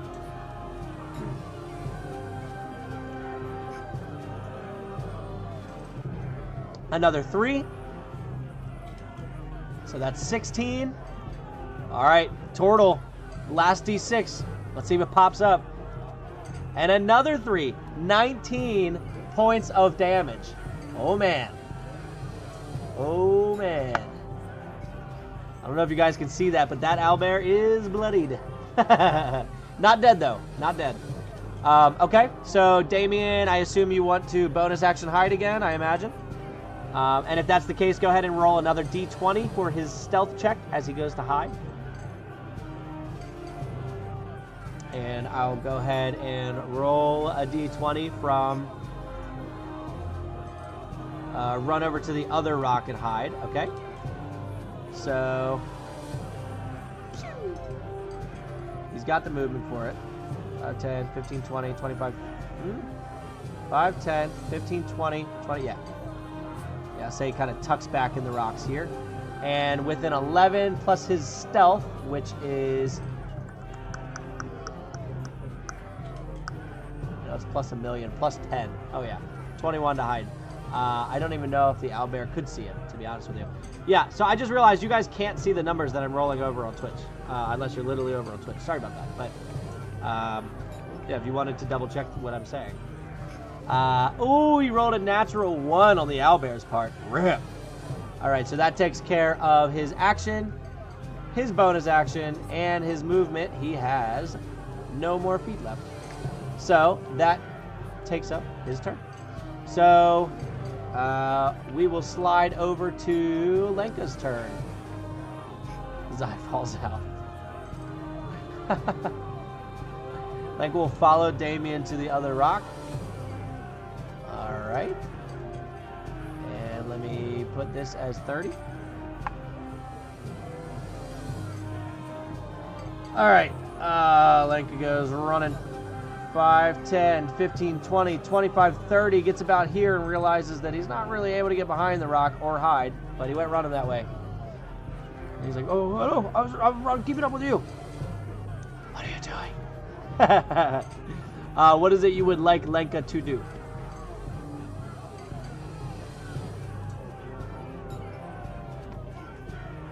Magic missile. Are you sure?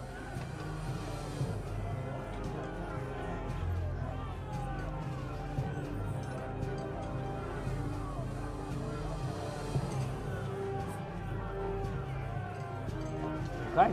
All right. I see lots of magic missile there. Lenka screams, magic missile! Just finished putting up LEDs. Welcome back, Luca. Welcome back. Well, I think you guys are about to finish off this owlbear. So if someone could go ahead and use the magic missile command to attack the owlbear. And I would go ahead and mark off a first level spell slot. All right, Luca, put it in. Let's see what we got.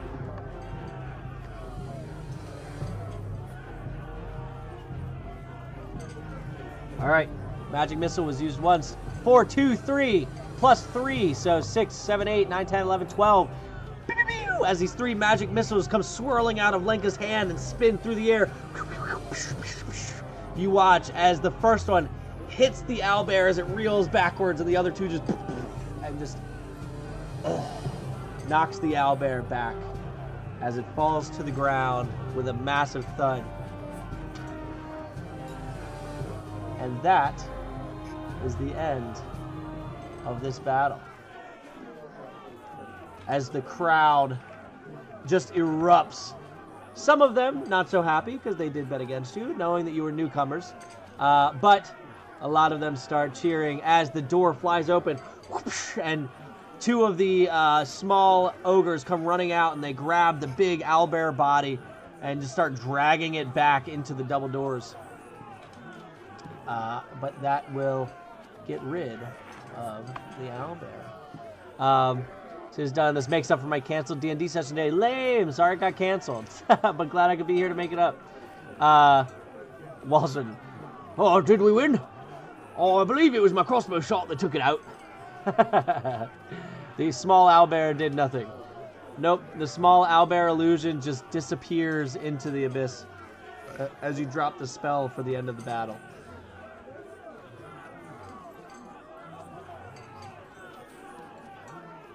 All right.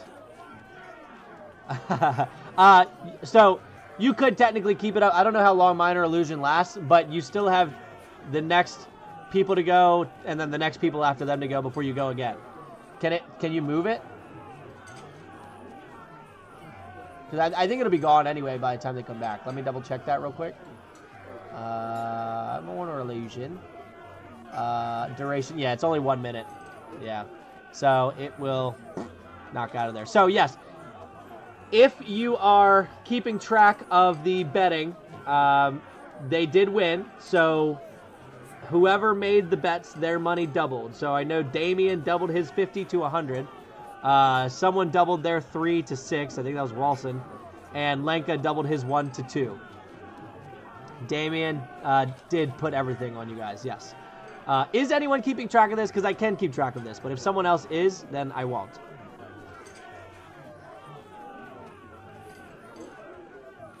I am perfect. Thanks, Widget. Granicus, what's going on, man? All I saw was Jesse's comment that yelled, "Hey, Brandon," and I'm like, I don't know if he's calling out to me. What am I supposed to say to this? Enjoyed listening to the gameplay. Excellent, excellent. I didn't know you were here. Very cool. Glad you were here. Math hard. Jesse said he's not keeping track of it. Okay, so you guys are keeping track. That's awesome. Perfect. So as you guys walk back out of the arena, and I'm just going to keep you here because I won't keep moving you back out and role-playing the other 2 battles. So as you go out, the albatross comes walking up to you. Well done, newcomers. I knew I could see it in you. I knew you could do this. And he tosses each of you these little bags of coin. And so all 4 of them will also get an additional 25 gold pieces for that fight. So he tosses the 4 pouches out to them, and he's like, well done, all right. Well, if you would like, you can take a quick break to walk over to the counter, the betting counter, once we are finished with the final battle. We'll have a brief intermission between rounds where you're able to go collect on your bets and bet more if you would like to do so. But in the meantime, just go ahead and hang out here. We're going to go ahead and finish up the last group. And he points to the 2 definitely more battle-ready folk. And then we'll get back to this. And he walks down the steps with them and sends them off into battle. So they do their battle. They end up winning as well. They seem to do a little bit better than the group before you did. And they come back up. And that is the end of the first round. So you're able to go back to the betting counter if you would like. Wager it on us, let it ride. That was honestly not as bad as I thought it would turn out. Walsen wants to see if he can talk with his ogre friend. He looks slightly unhappy with Albatross, unlike the last party. Yeah, you guys fared pretty well. Before Walsen heads out, cure wounds on Captain Ommoll, okay? Walsen shall put 6 gold pieces on red. All right, so we'll get to the betting in a second. We will do the cure wounds, so if someone can go ahead and roll, I think it's a D8. It's been a minute. Walsen, cure wounds. Cure wounds, D8 plus your spellcasting ability modifier, which for you is 4. So it is a 7 plus 4. Nice, good roll. Jesse, I've had fun tonight. Got to go, long day tomorrow. No problem, Jesse. I appreciate it. Thanks for hanging out, man. Yeah, good 7. So Captain Ommoll gets 7 plus 4, so he gets 11 points back to his health. All right, so he's back to full health, feeling good. But that does use a first level spell slot for Walsen. The cleric. All right, Walsen used his spell slot. Oh, +1, but he's a full anyway. But you are correct. I need you to remind that every time because I will forget that every time. All right, so. Your group can, so as the next group did their thing and they came back, you can walk over to the betting counter and collect your gold. And now you can place new bets on yourselves if you would like. It is totally up to you. So I do see that I saw someone said, where'd you say it? I know you placed a bet somewhere. I just know it. I feel like it was Caleb. I shall put 6 gold pieces on red. There you go. All right, so Walsen puts 6 on you guys. Are you guys betting anyone else on yourselves? All right, so Walsen puts his bet down on you guys and walks over to the ogre to talk to him. Are there any other bets? Is Damien re-betting? Is Captain Ommoll getting in on this?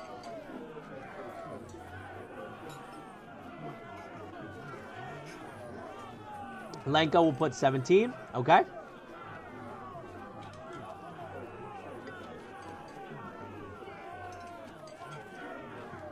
Any other bets? I'll say that the Bard is playing in the meantime. Bards are playing in the meantime. Damien will put 50 more. Okay. So Damien puts 50.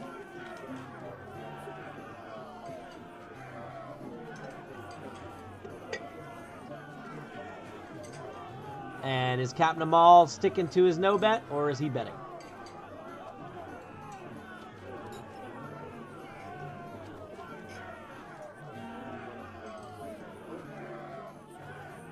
Well, he does, he won 50, so he has 100 now. Oh, he's probably letting it ride.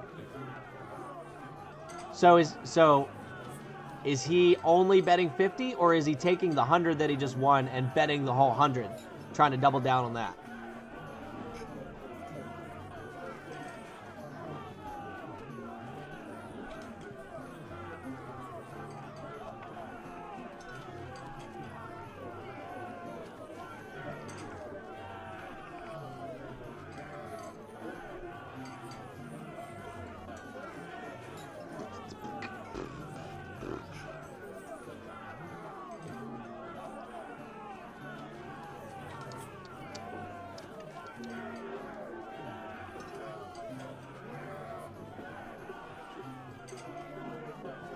Caleb, I'm gonna let you keep track of the gold if you're wanting to bet a bunch.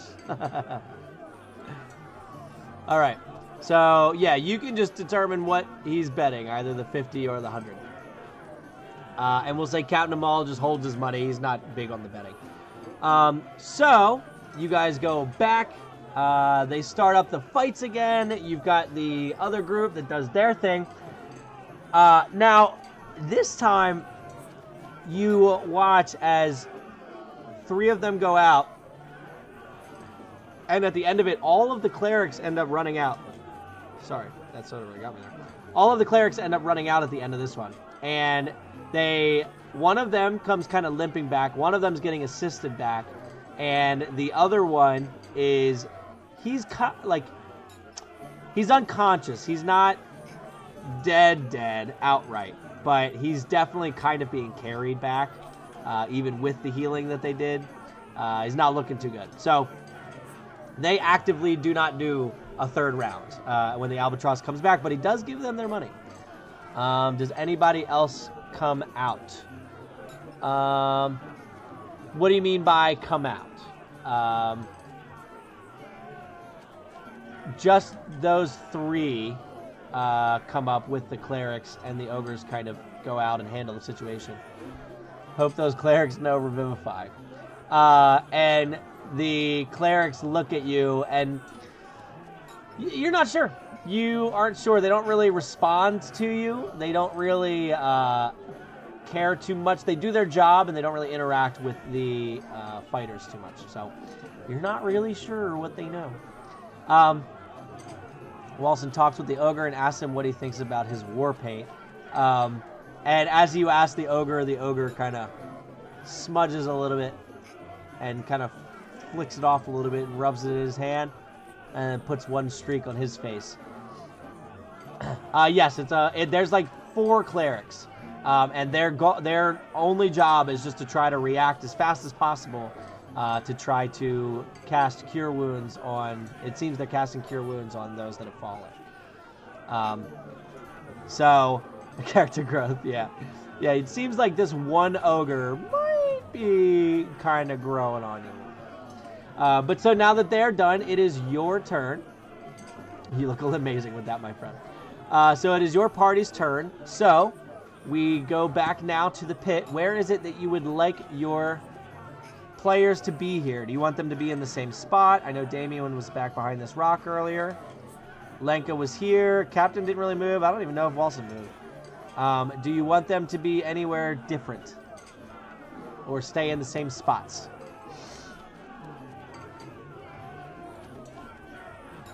I'm good with that spacing. Alrighty. Alright, so the Albatross does his thing. He hypes up the crowd around you, gets everyone all worked up for the next battle, and he heads out. And you guys are going in with pretty much full health. The only one that has lost some health is Lenka, who lost 2 from the fire damage.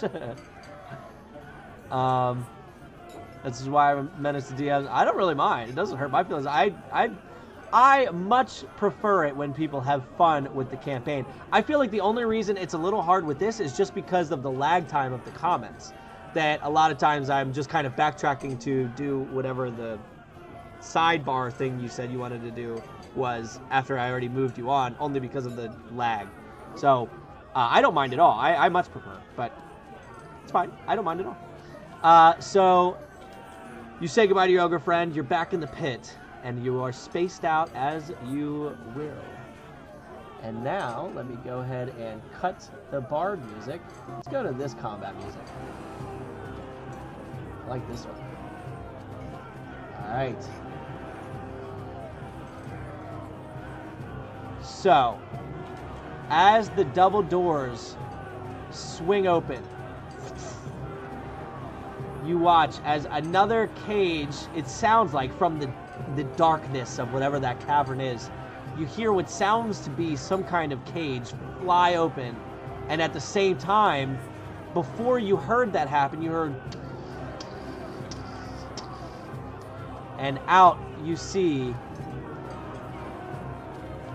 coming Etten, and what looks to maybe be his pet Otyugh, However it is you say that. I have no idea how you say that. Ochug. I'll move him this way, so.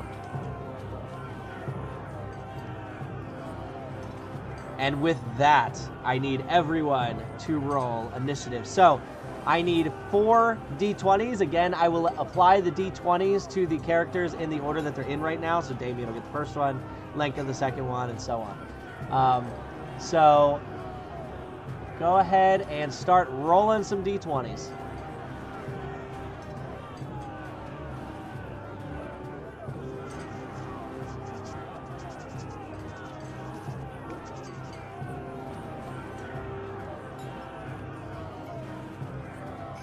All right. So I'm seeing an 18 for Damien with his +4 is a 22. A 16 for Lenka, which he had a minus. Oh yeah, he had a +2. Yeah. So he has 18 for Lenka. Nice. I need 2 more d20s.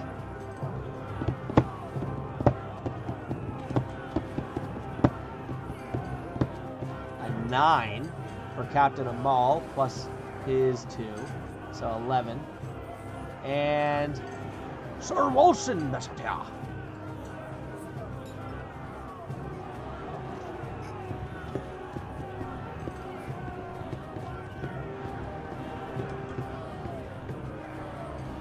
Also, by the way, I did change the screen to 1080p, so hopefully it looks a little better on your screen now, because I'm not using my massive monitor size, my, whatever it is, the 1200 by 1920 by 1200 or something like that. Nat 1 for Sir Walsen Messenger. So 3. All right. There we have it. So the Etten and the Utchug, however you say that, we're right in the middle. Hope that pet isn't so loyal we can turn it against the owner. All right. So Damien is up. What is it you would like Damien to do first?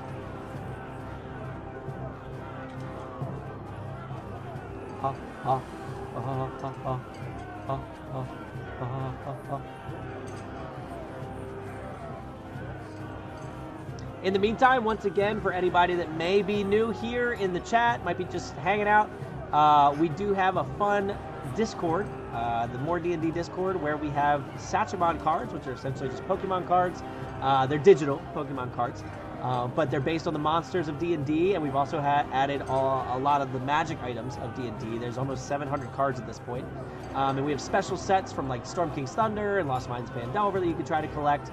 And you get free cards every day. There's nothing you can physically pay for, but you get free cards every day, and you're able to sell them if you would like. You get gold for those. You can trade with others. You can use the gold that you have to trade or buy cards in the rolling shop, and a whole bunch of other fun stuff with Sachemon in general. And we have a website where it tracks your whole collection. There's grading systems, so the nicer the card that you get, the more it's worth. There's holographic versions and so on. So if that sounds interesting to you, make sure you go check it out. I got the link for the Discord down below, so you can click that and go check it. All right, so we have fire the bow and hide behind the rock, aiming for the Utchug. Rolling that d20. So he's not next to him. So I will take the 7 for the attack. Go ahead and roll. We didn't have you roll as like a hidden, to see how hidden you were. So just roll a stealth check for me.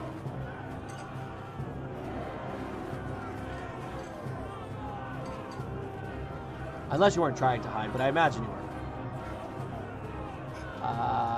And so that would be a 14 to attack. And a 7. And the stealth is +10, so 17. So you were hidden. So go ahead and take a shot at advantage if you would like. Come on, Nightbot, there are other numbers. So you can roll with advantage. So you can roll another d20. Because you had a 7 for the attack, plus your 7.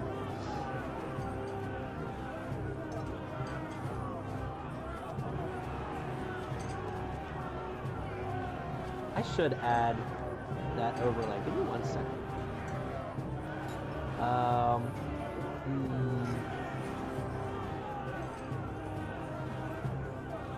Browser.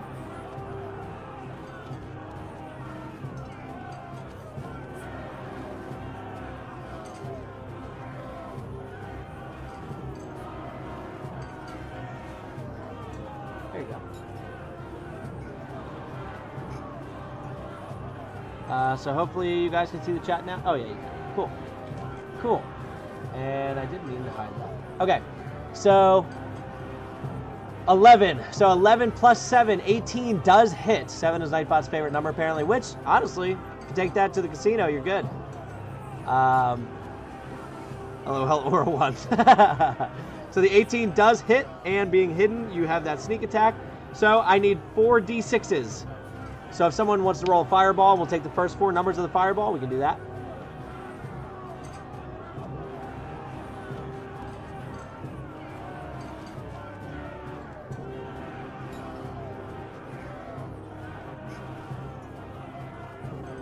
Oh gosh.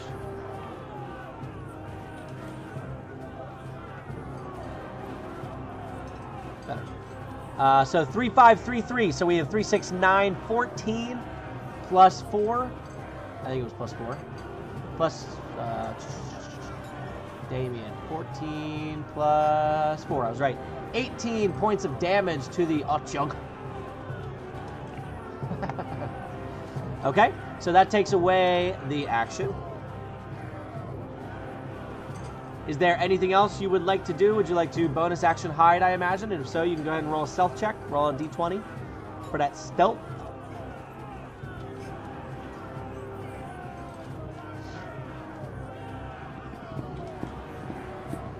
Waiting for a nat 1 on the stealth check. Here it comes. Here it comes. 10. So 20 to hide. Not bad. Not bad.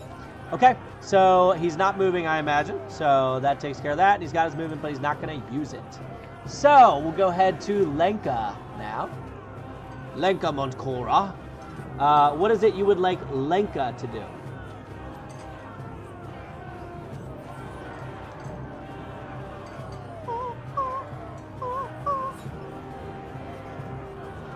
Caleb, do the honors. Fireball these two. I like it. I like it. How big is the poison pool attack? Poison spray? Oh, okay, got it. No, he's doing fireball. I like it. Do it. Do it. So for those of you joining, you can use the exclamation point fireball command, and it will roll those numbers for you. We have 2, 2, 1, 1. Not a great fireball, unfortunately. Nightbot did not want you to hit this one. 4, 5, 6, 7, 8, 9, 10, 11, 12, 13, 14, 15, 16 points of fire damage to both of them. And actually, I still have that fire ring. I think I got rid of it. It would be in props. Oh, no, I haven't. Oh, I will admit. Come on in. Join the party.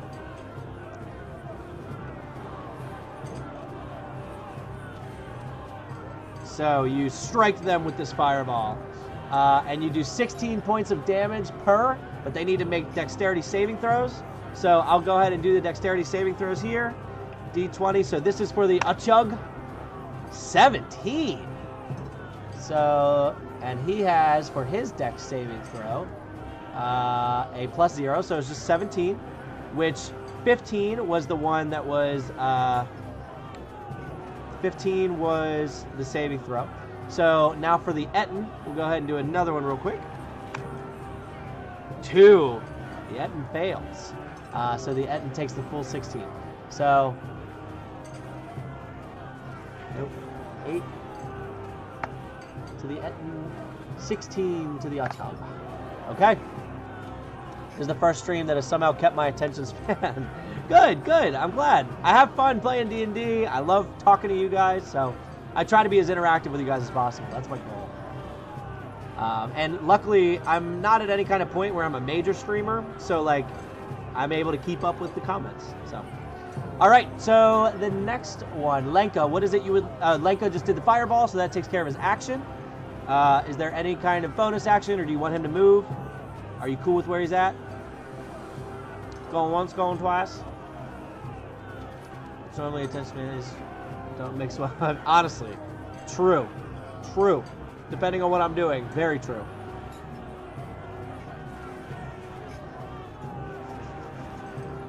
He follows Damien. I think next time he might just start where Damien is. All right. Fall back maybe 15 and follow Damien. I'll say that he like gets directly behind Damien here. Maybe like here. So that way he's kind of as far away from the Etten and the Ochuk. Because I don't know how to say that name. All right. So that takes care of his turn. You will now go to the Etten. All right. So.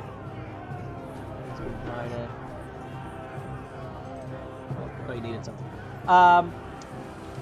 Multi-attack. Makes 2 attacks, one with its battle axe and one with its morning star. So. Oh, you do need me? Oh. Give me 1 second. I'm going to push an ad. I'll be right back.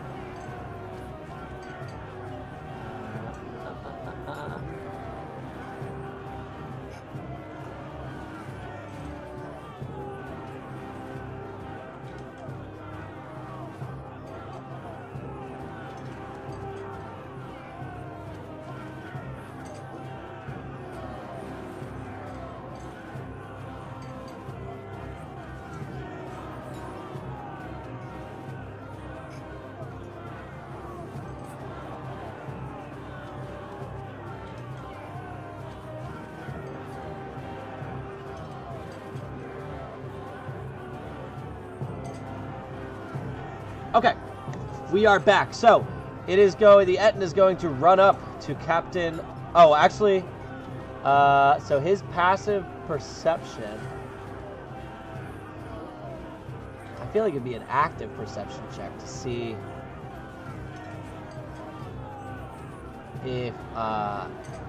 if he sees Damien. So, we'll go ahead and do an active perception check.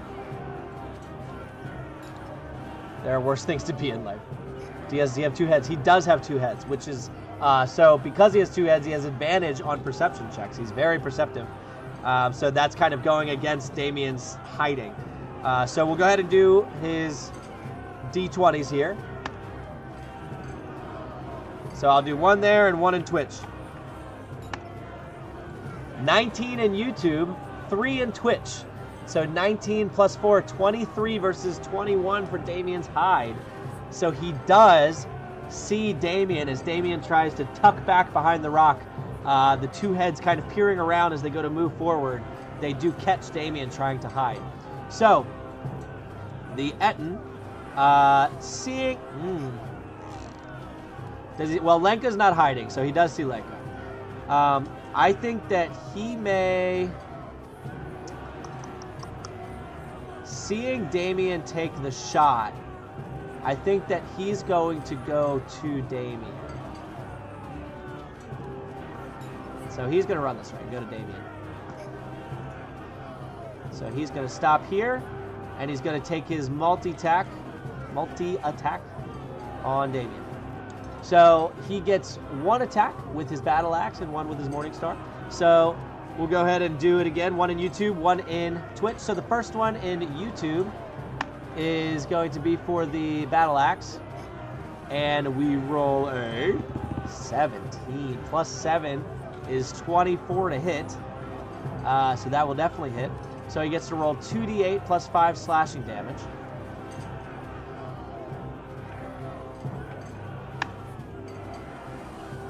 So here's 1. Oh, it is a 1. Look at that. And here's the second one. A 2. Oops. So terrible rolls on that one. So 2 and a 3 plus 5. So he does 8 slashing damage to Damien. And then with the Morning Star, I said I would do it in Twitch here. He gets an 11 plus 7 against Damien's AC of 15. He does hit. So with the Morning Star, he does 2d8 plus 5 damage as well. So we'll do the d8s over here. A 1. Oh, this is crazy. And I have to wait a second. And a 5. So 6 plus 5. He does 11 points of piercing damage. All right. So Damien rocking 19 out of 38. So that's his multi-attacks. He had his advantage on the perception check. And that will be his turn. So now we're going to go to the Otyug. So the Otyug is going to go up towards Captain Ommoll, seeing as how he's right in front of him. And he has multi-attack as well. He has 3 attacks. So 1 with its bite and 2 with its tentacles. So he actually is going to try to get within range. He would kind of like try to go through the boulders here, but like kind of work around them. So he's not really going to.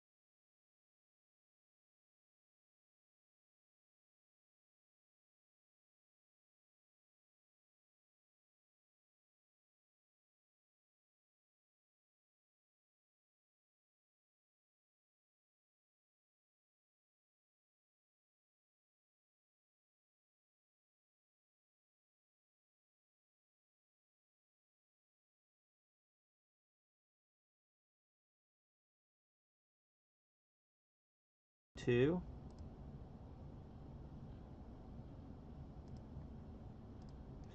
All right, how about now? Can you hear me now, hopefully? I'm hoping that might have just fixed it. I guess you'll let me know in a second.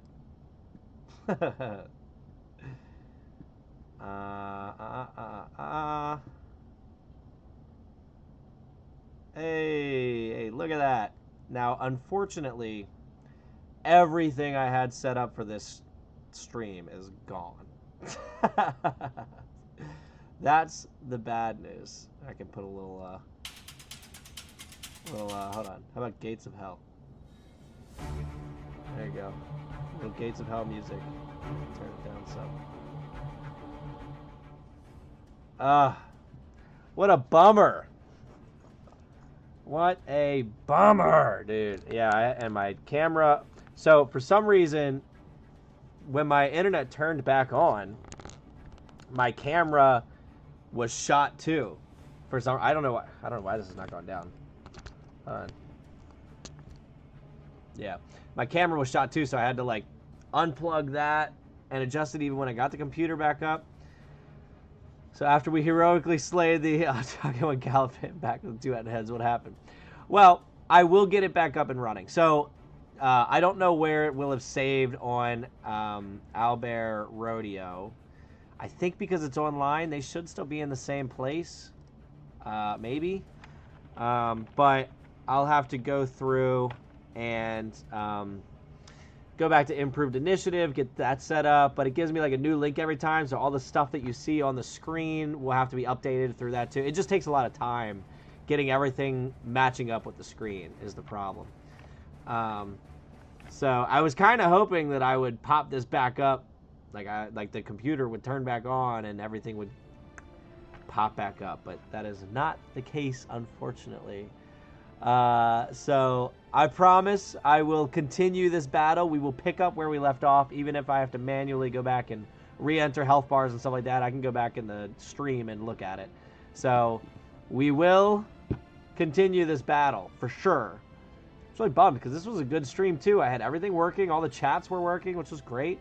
I'm also afraid this is going to happen again, honestly. Even like when it shut out, the storm out there is crazy right now. The wind is just whipping at the window with all the raindrops.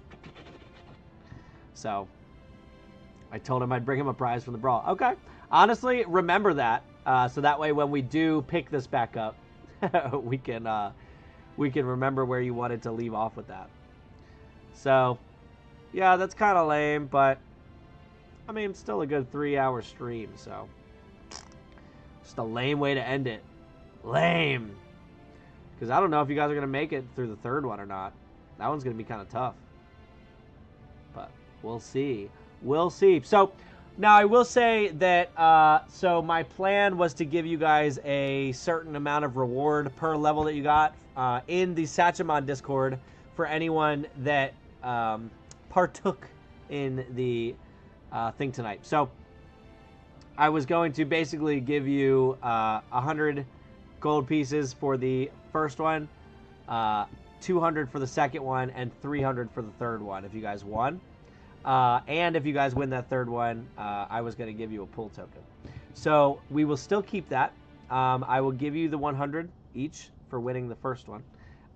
And for the second one, I will hold off for now. So actually, I'll just change the first one to 200 for tonight. I will give you guys an extra 100 for participating. It's unfortunate that we couldn't finish tonight. I apologize. So I don't blame you for that at all. So I'll throw in an extra 100 for the first one. So anyone that partook in the festivities tonight will get 200 gold pieces. I'll put that over in the Discord. Real quick, let me get a quick list of those people. Twitch is gone from chat. Yeah, Twitch is gone altogether. I didn't even pull back up the stream. No one was watching over there anyway, so it was no harm, no foul on that end. Where? Tell me I don't have a pen. Are you kidding me? For real? Huzzah! I do have a pen. Oh, I will blame the storm. There would have been 100 viewers over in Twitch if that storm didn't knock me out.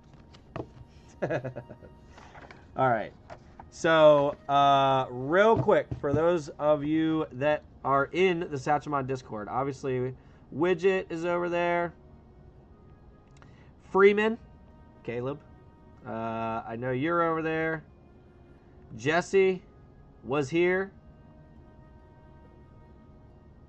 Can you hear the thunder? You can hear the thunder outside from here?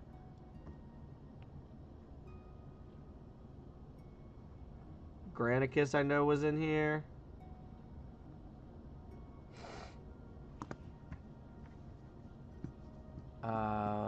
Did you really? That's wild. That is crazy. Yeah, I can't hear anything now that I have the headphones on, but in the time that the computer was off and it was literally like dark in my basement, it was by myself, it was just like crazy to hear everything that's going on outside.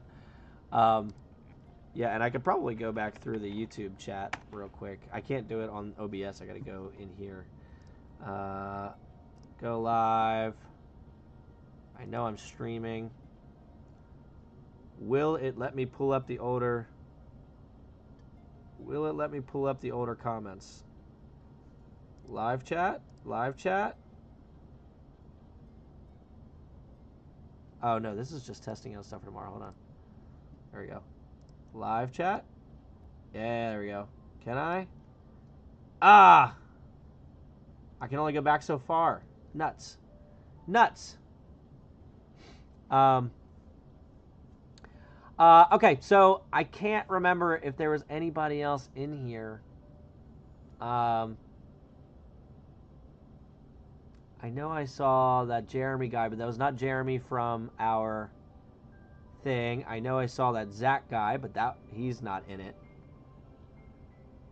I don't think I saw Horsemack in here. I think that was everybody, right? I feel bad if I'm missing someone, that's all. I'll have to go back and check. But at the moment, I've got everyone that's still active in here. Well, goodbye, everyone, and good night, y'all. See you later, Caleb. Thanks for hanging out, man. Sorry the stream got cut short. Gotta say, it's a fun way to do this. Thanks, Brandon. Yeah, I enjoy it, too. I enjoy it, too, especially when the thunder doesn't knock it out. That's fine. So if Horsemack was here, I was trying to remember. I couldn't remember if he was here or not, but I think I do vaguely remember him being here. So I'll double check that. But yeah, if he was just in the stream, that's all I really want. Just people in the stream. So if you're active and in the stream, you get it. When you do the next stream, you should act as if the attendants had problems with the bees. I like that. I like that. Yeah, so I will try to pick this up next Wednesday. I am on vacation from tomorrow until Monday, so it's going to be like tight timing, but I will try. So if I can get it next Wednesday, then we will pick this up then. Yeah, the beasts just turned and broke the door down, and they had to evacuate everyone real quick.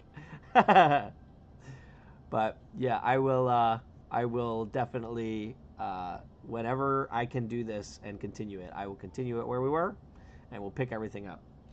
So, other than that, I am going to cut it here because I do have vacation starting up tomorrow afternoon. I got to finish packing, unfortunately. And I was planning on doing it at probably like 1 or 2 this morning because I knew that I was going to be up late tonight, but it looks like I get a little extra time thanks to the storm ruining everything.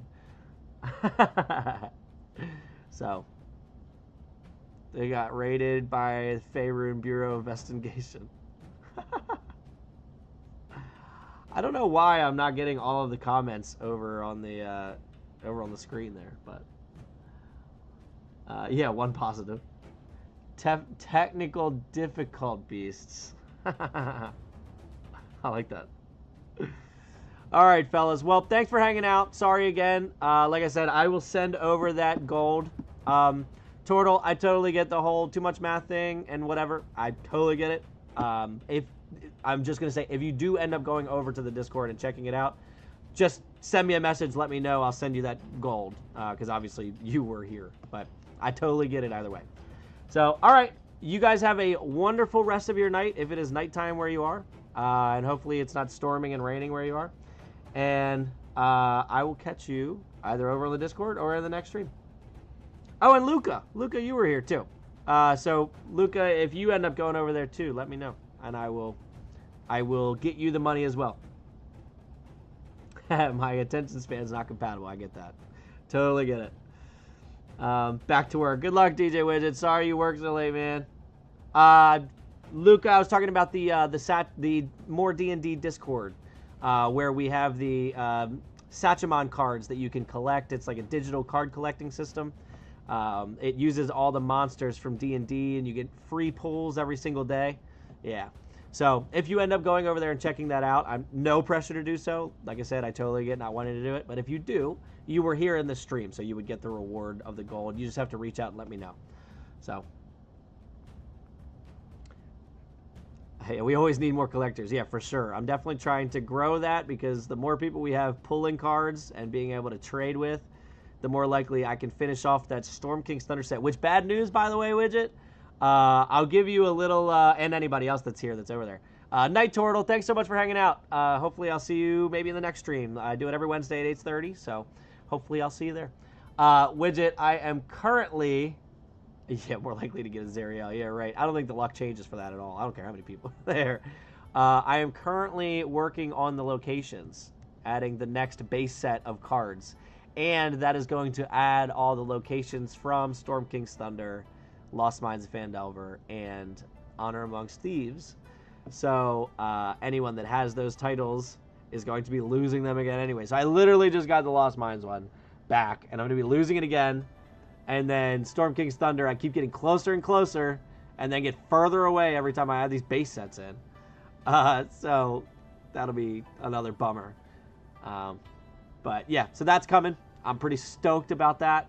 On my vacation, I'm kind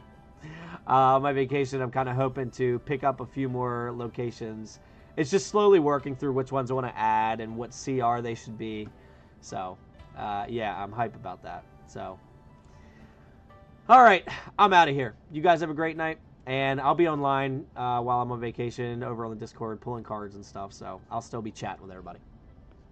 Catch you later.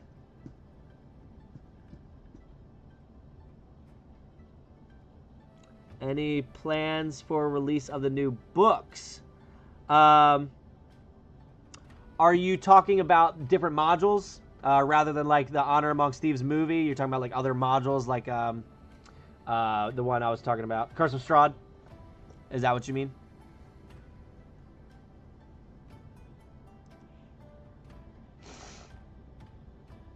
I imagine that's what you mean, but I'm not positive because I know we also have books, as in like the cards. So like we have the 2 crazy books. Yeah. So I don't have a time frame for those yet. I went straight to the Honor Amongst Thieves because I don't know who asked for that, but I really liked the idea because I really liked the movie. But realistically, it's not too hard to do. So actually, what I'll probably plan on doing is adding that set of cards at the same time as I add the locations, because I have not played Curse of Strahd, which is why I asked for everyone's help in like telling me the main characters and such in that book. But I will have the locations to add to that as well, which I know you guys talked about Death House, so that would definitely be a location that I would add into there. And I don't really know much more about it, but I'll add obviously all the locations from in that book and so on. So maybe we'll plan for that. I'll add the next module at the same time I do the locations, and it'll be Curse of Strahd. You heard it here first. But yeah, just slowly picking books and deciding which ones I want to do. So, all right. Well, I'm out of here. I'll catch you guys later. Have a good night.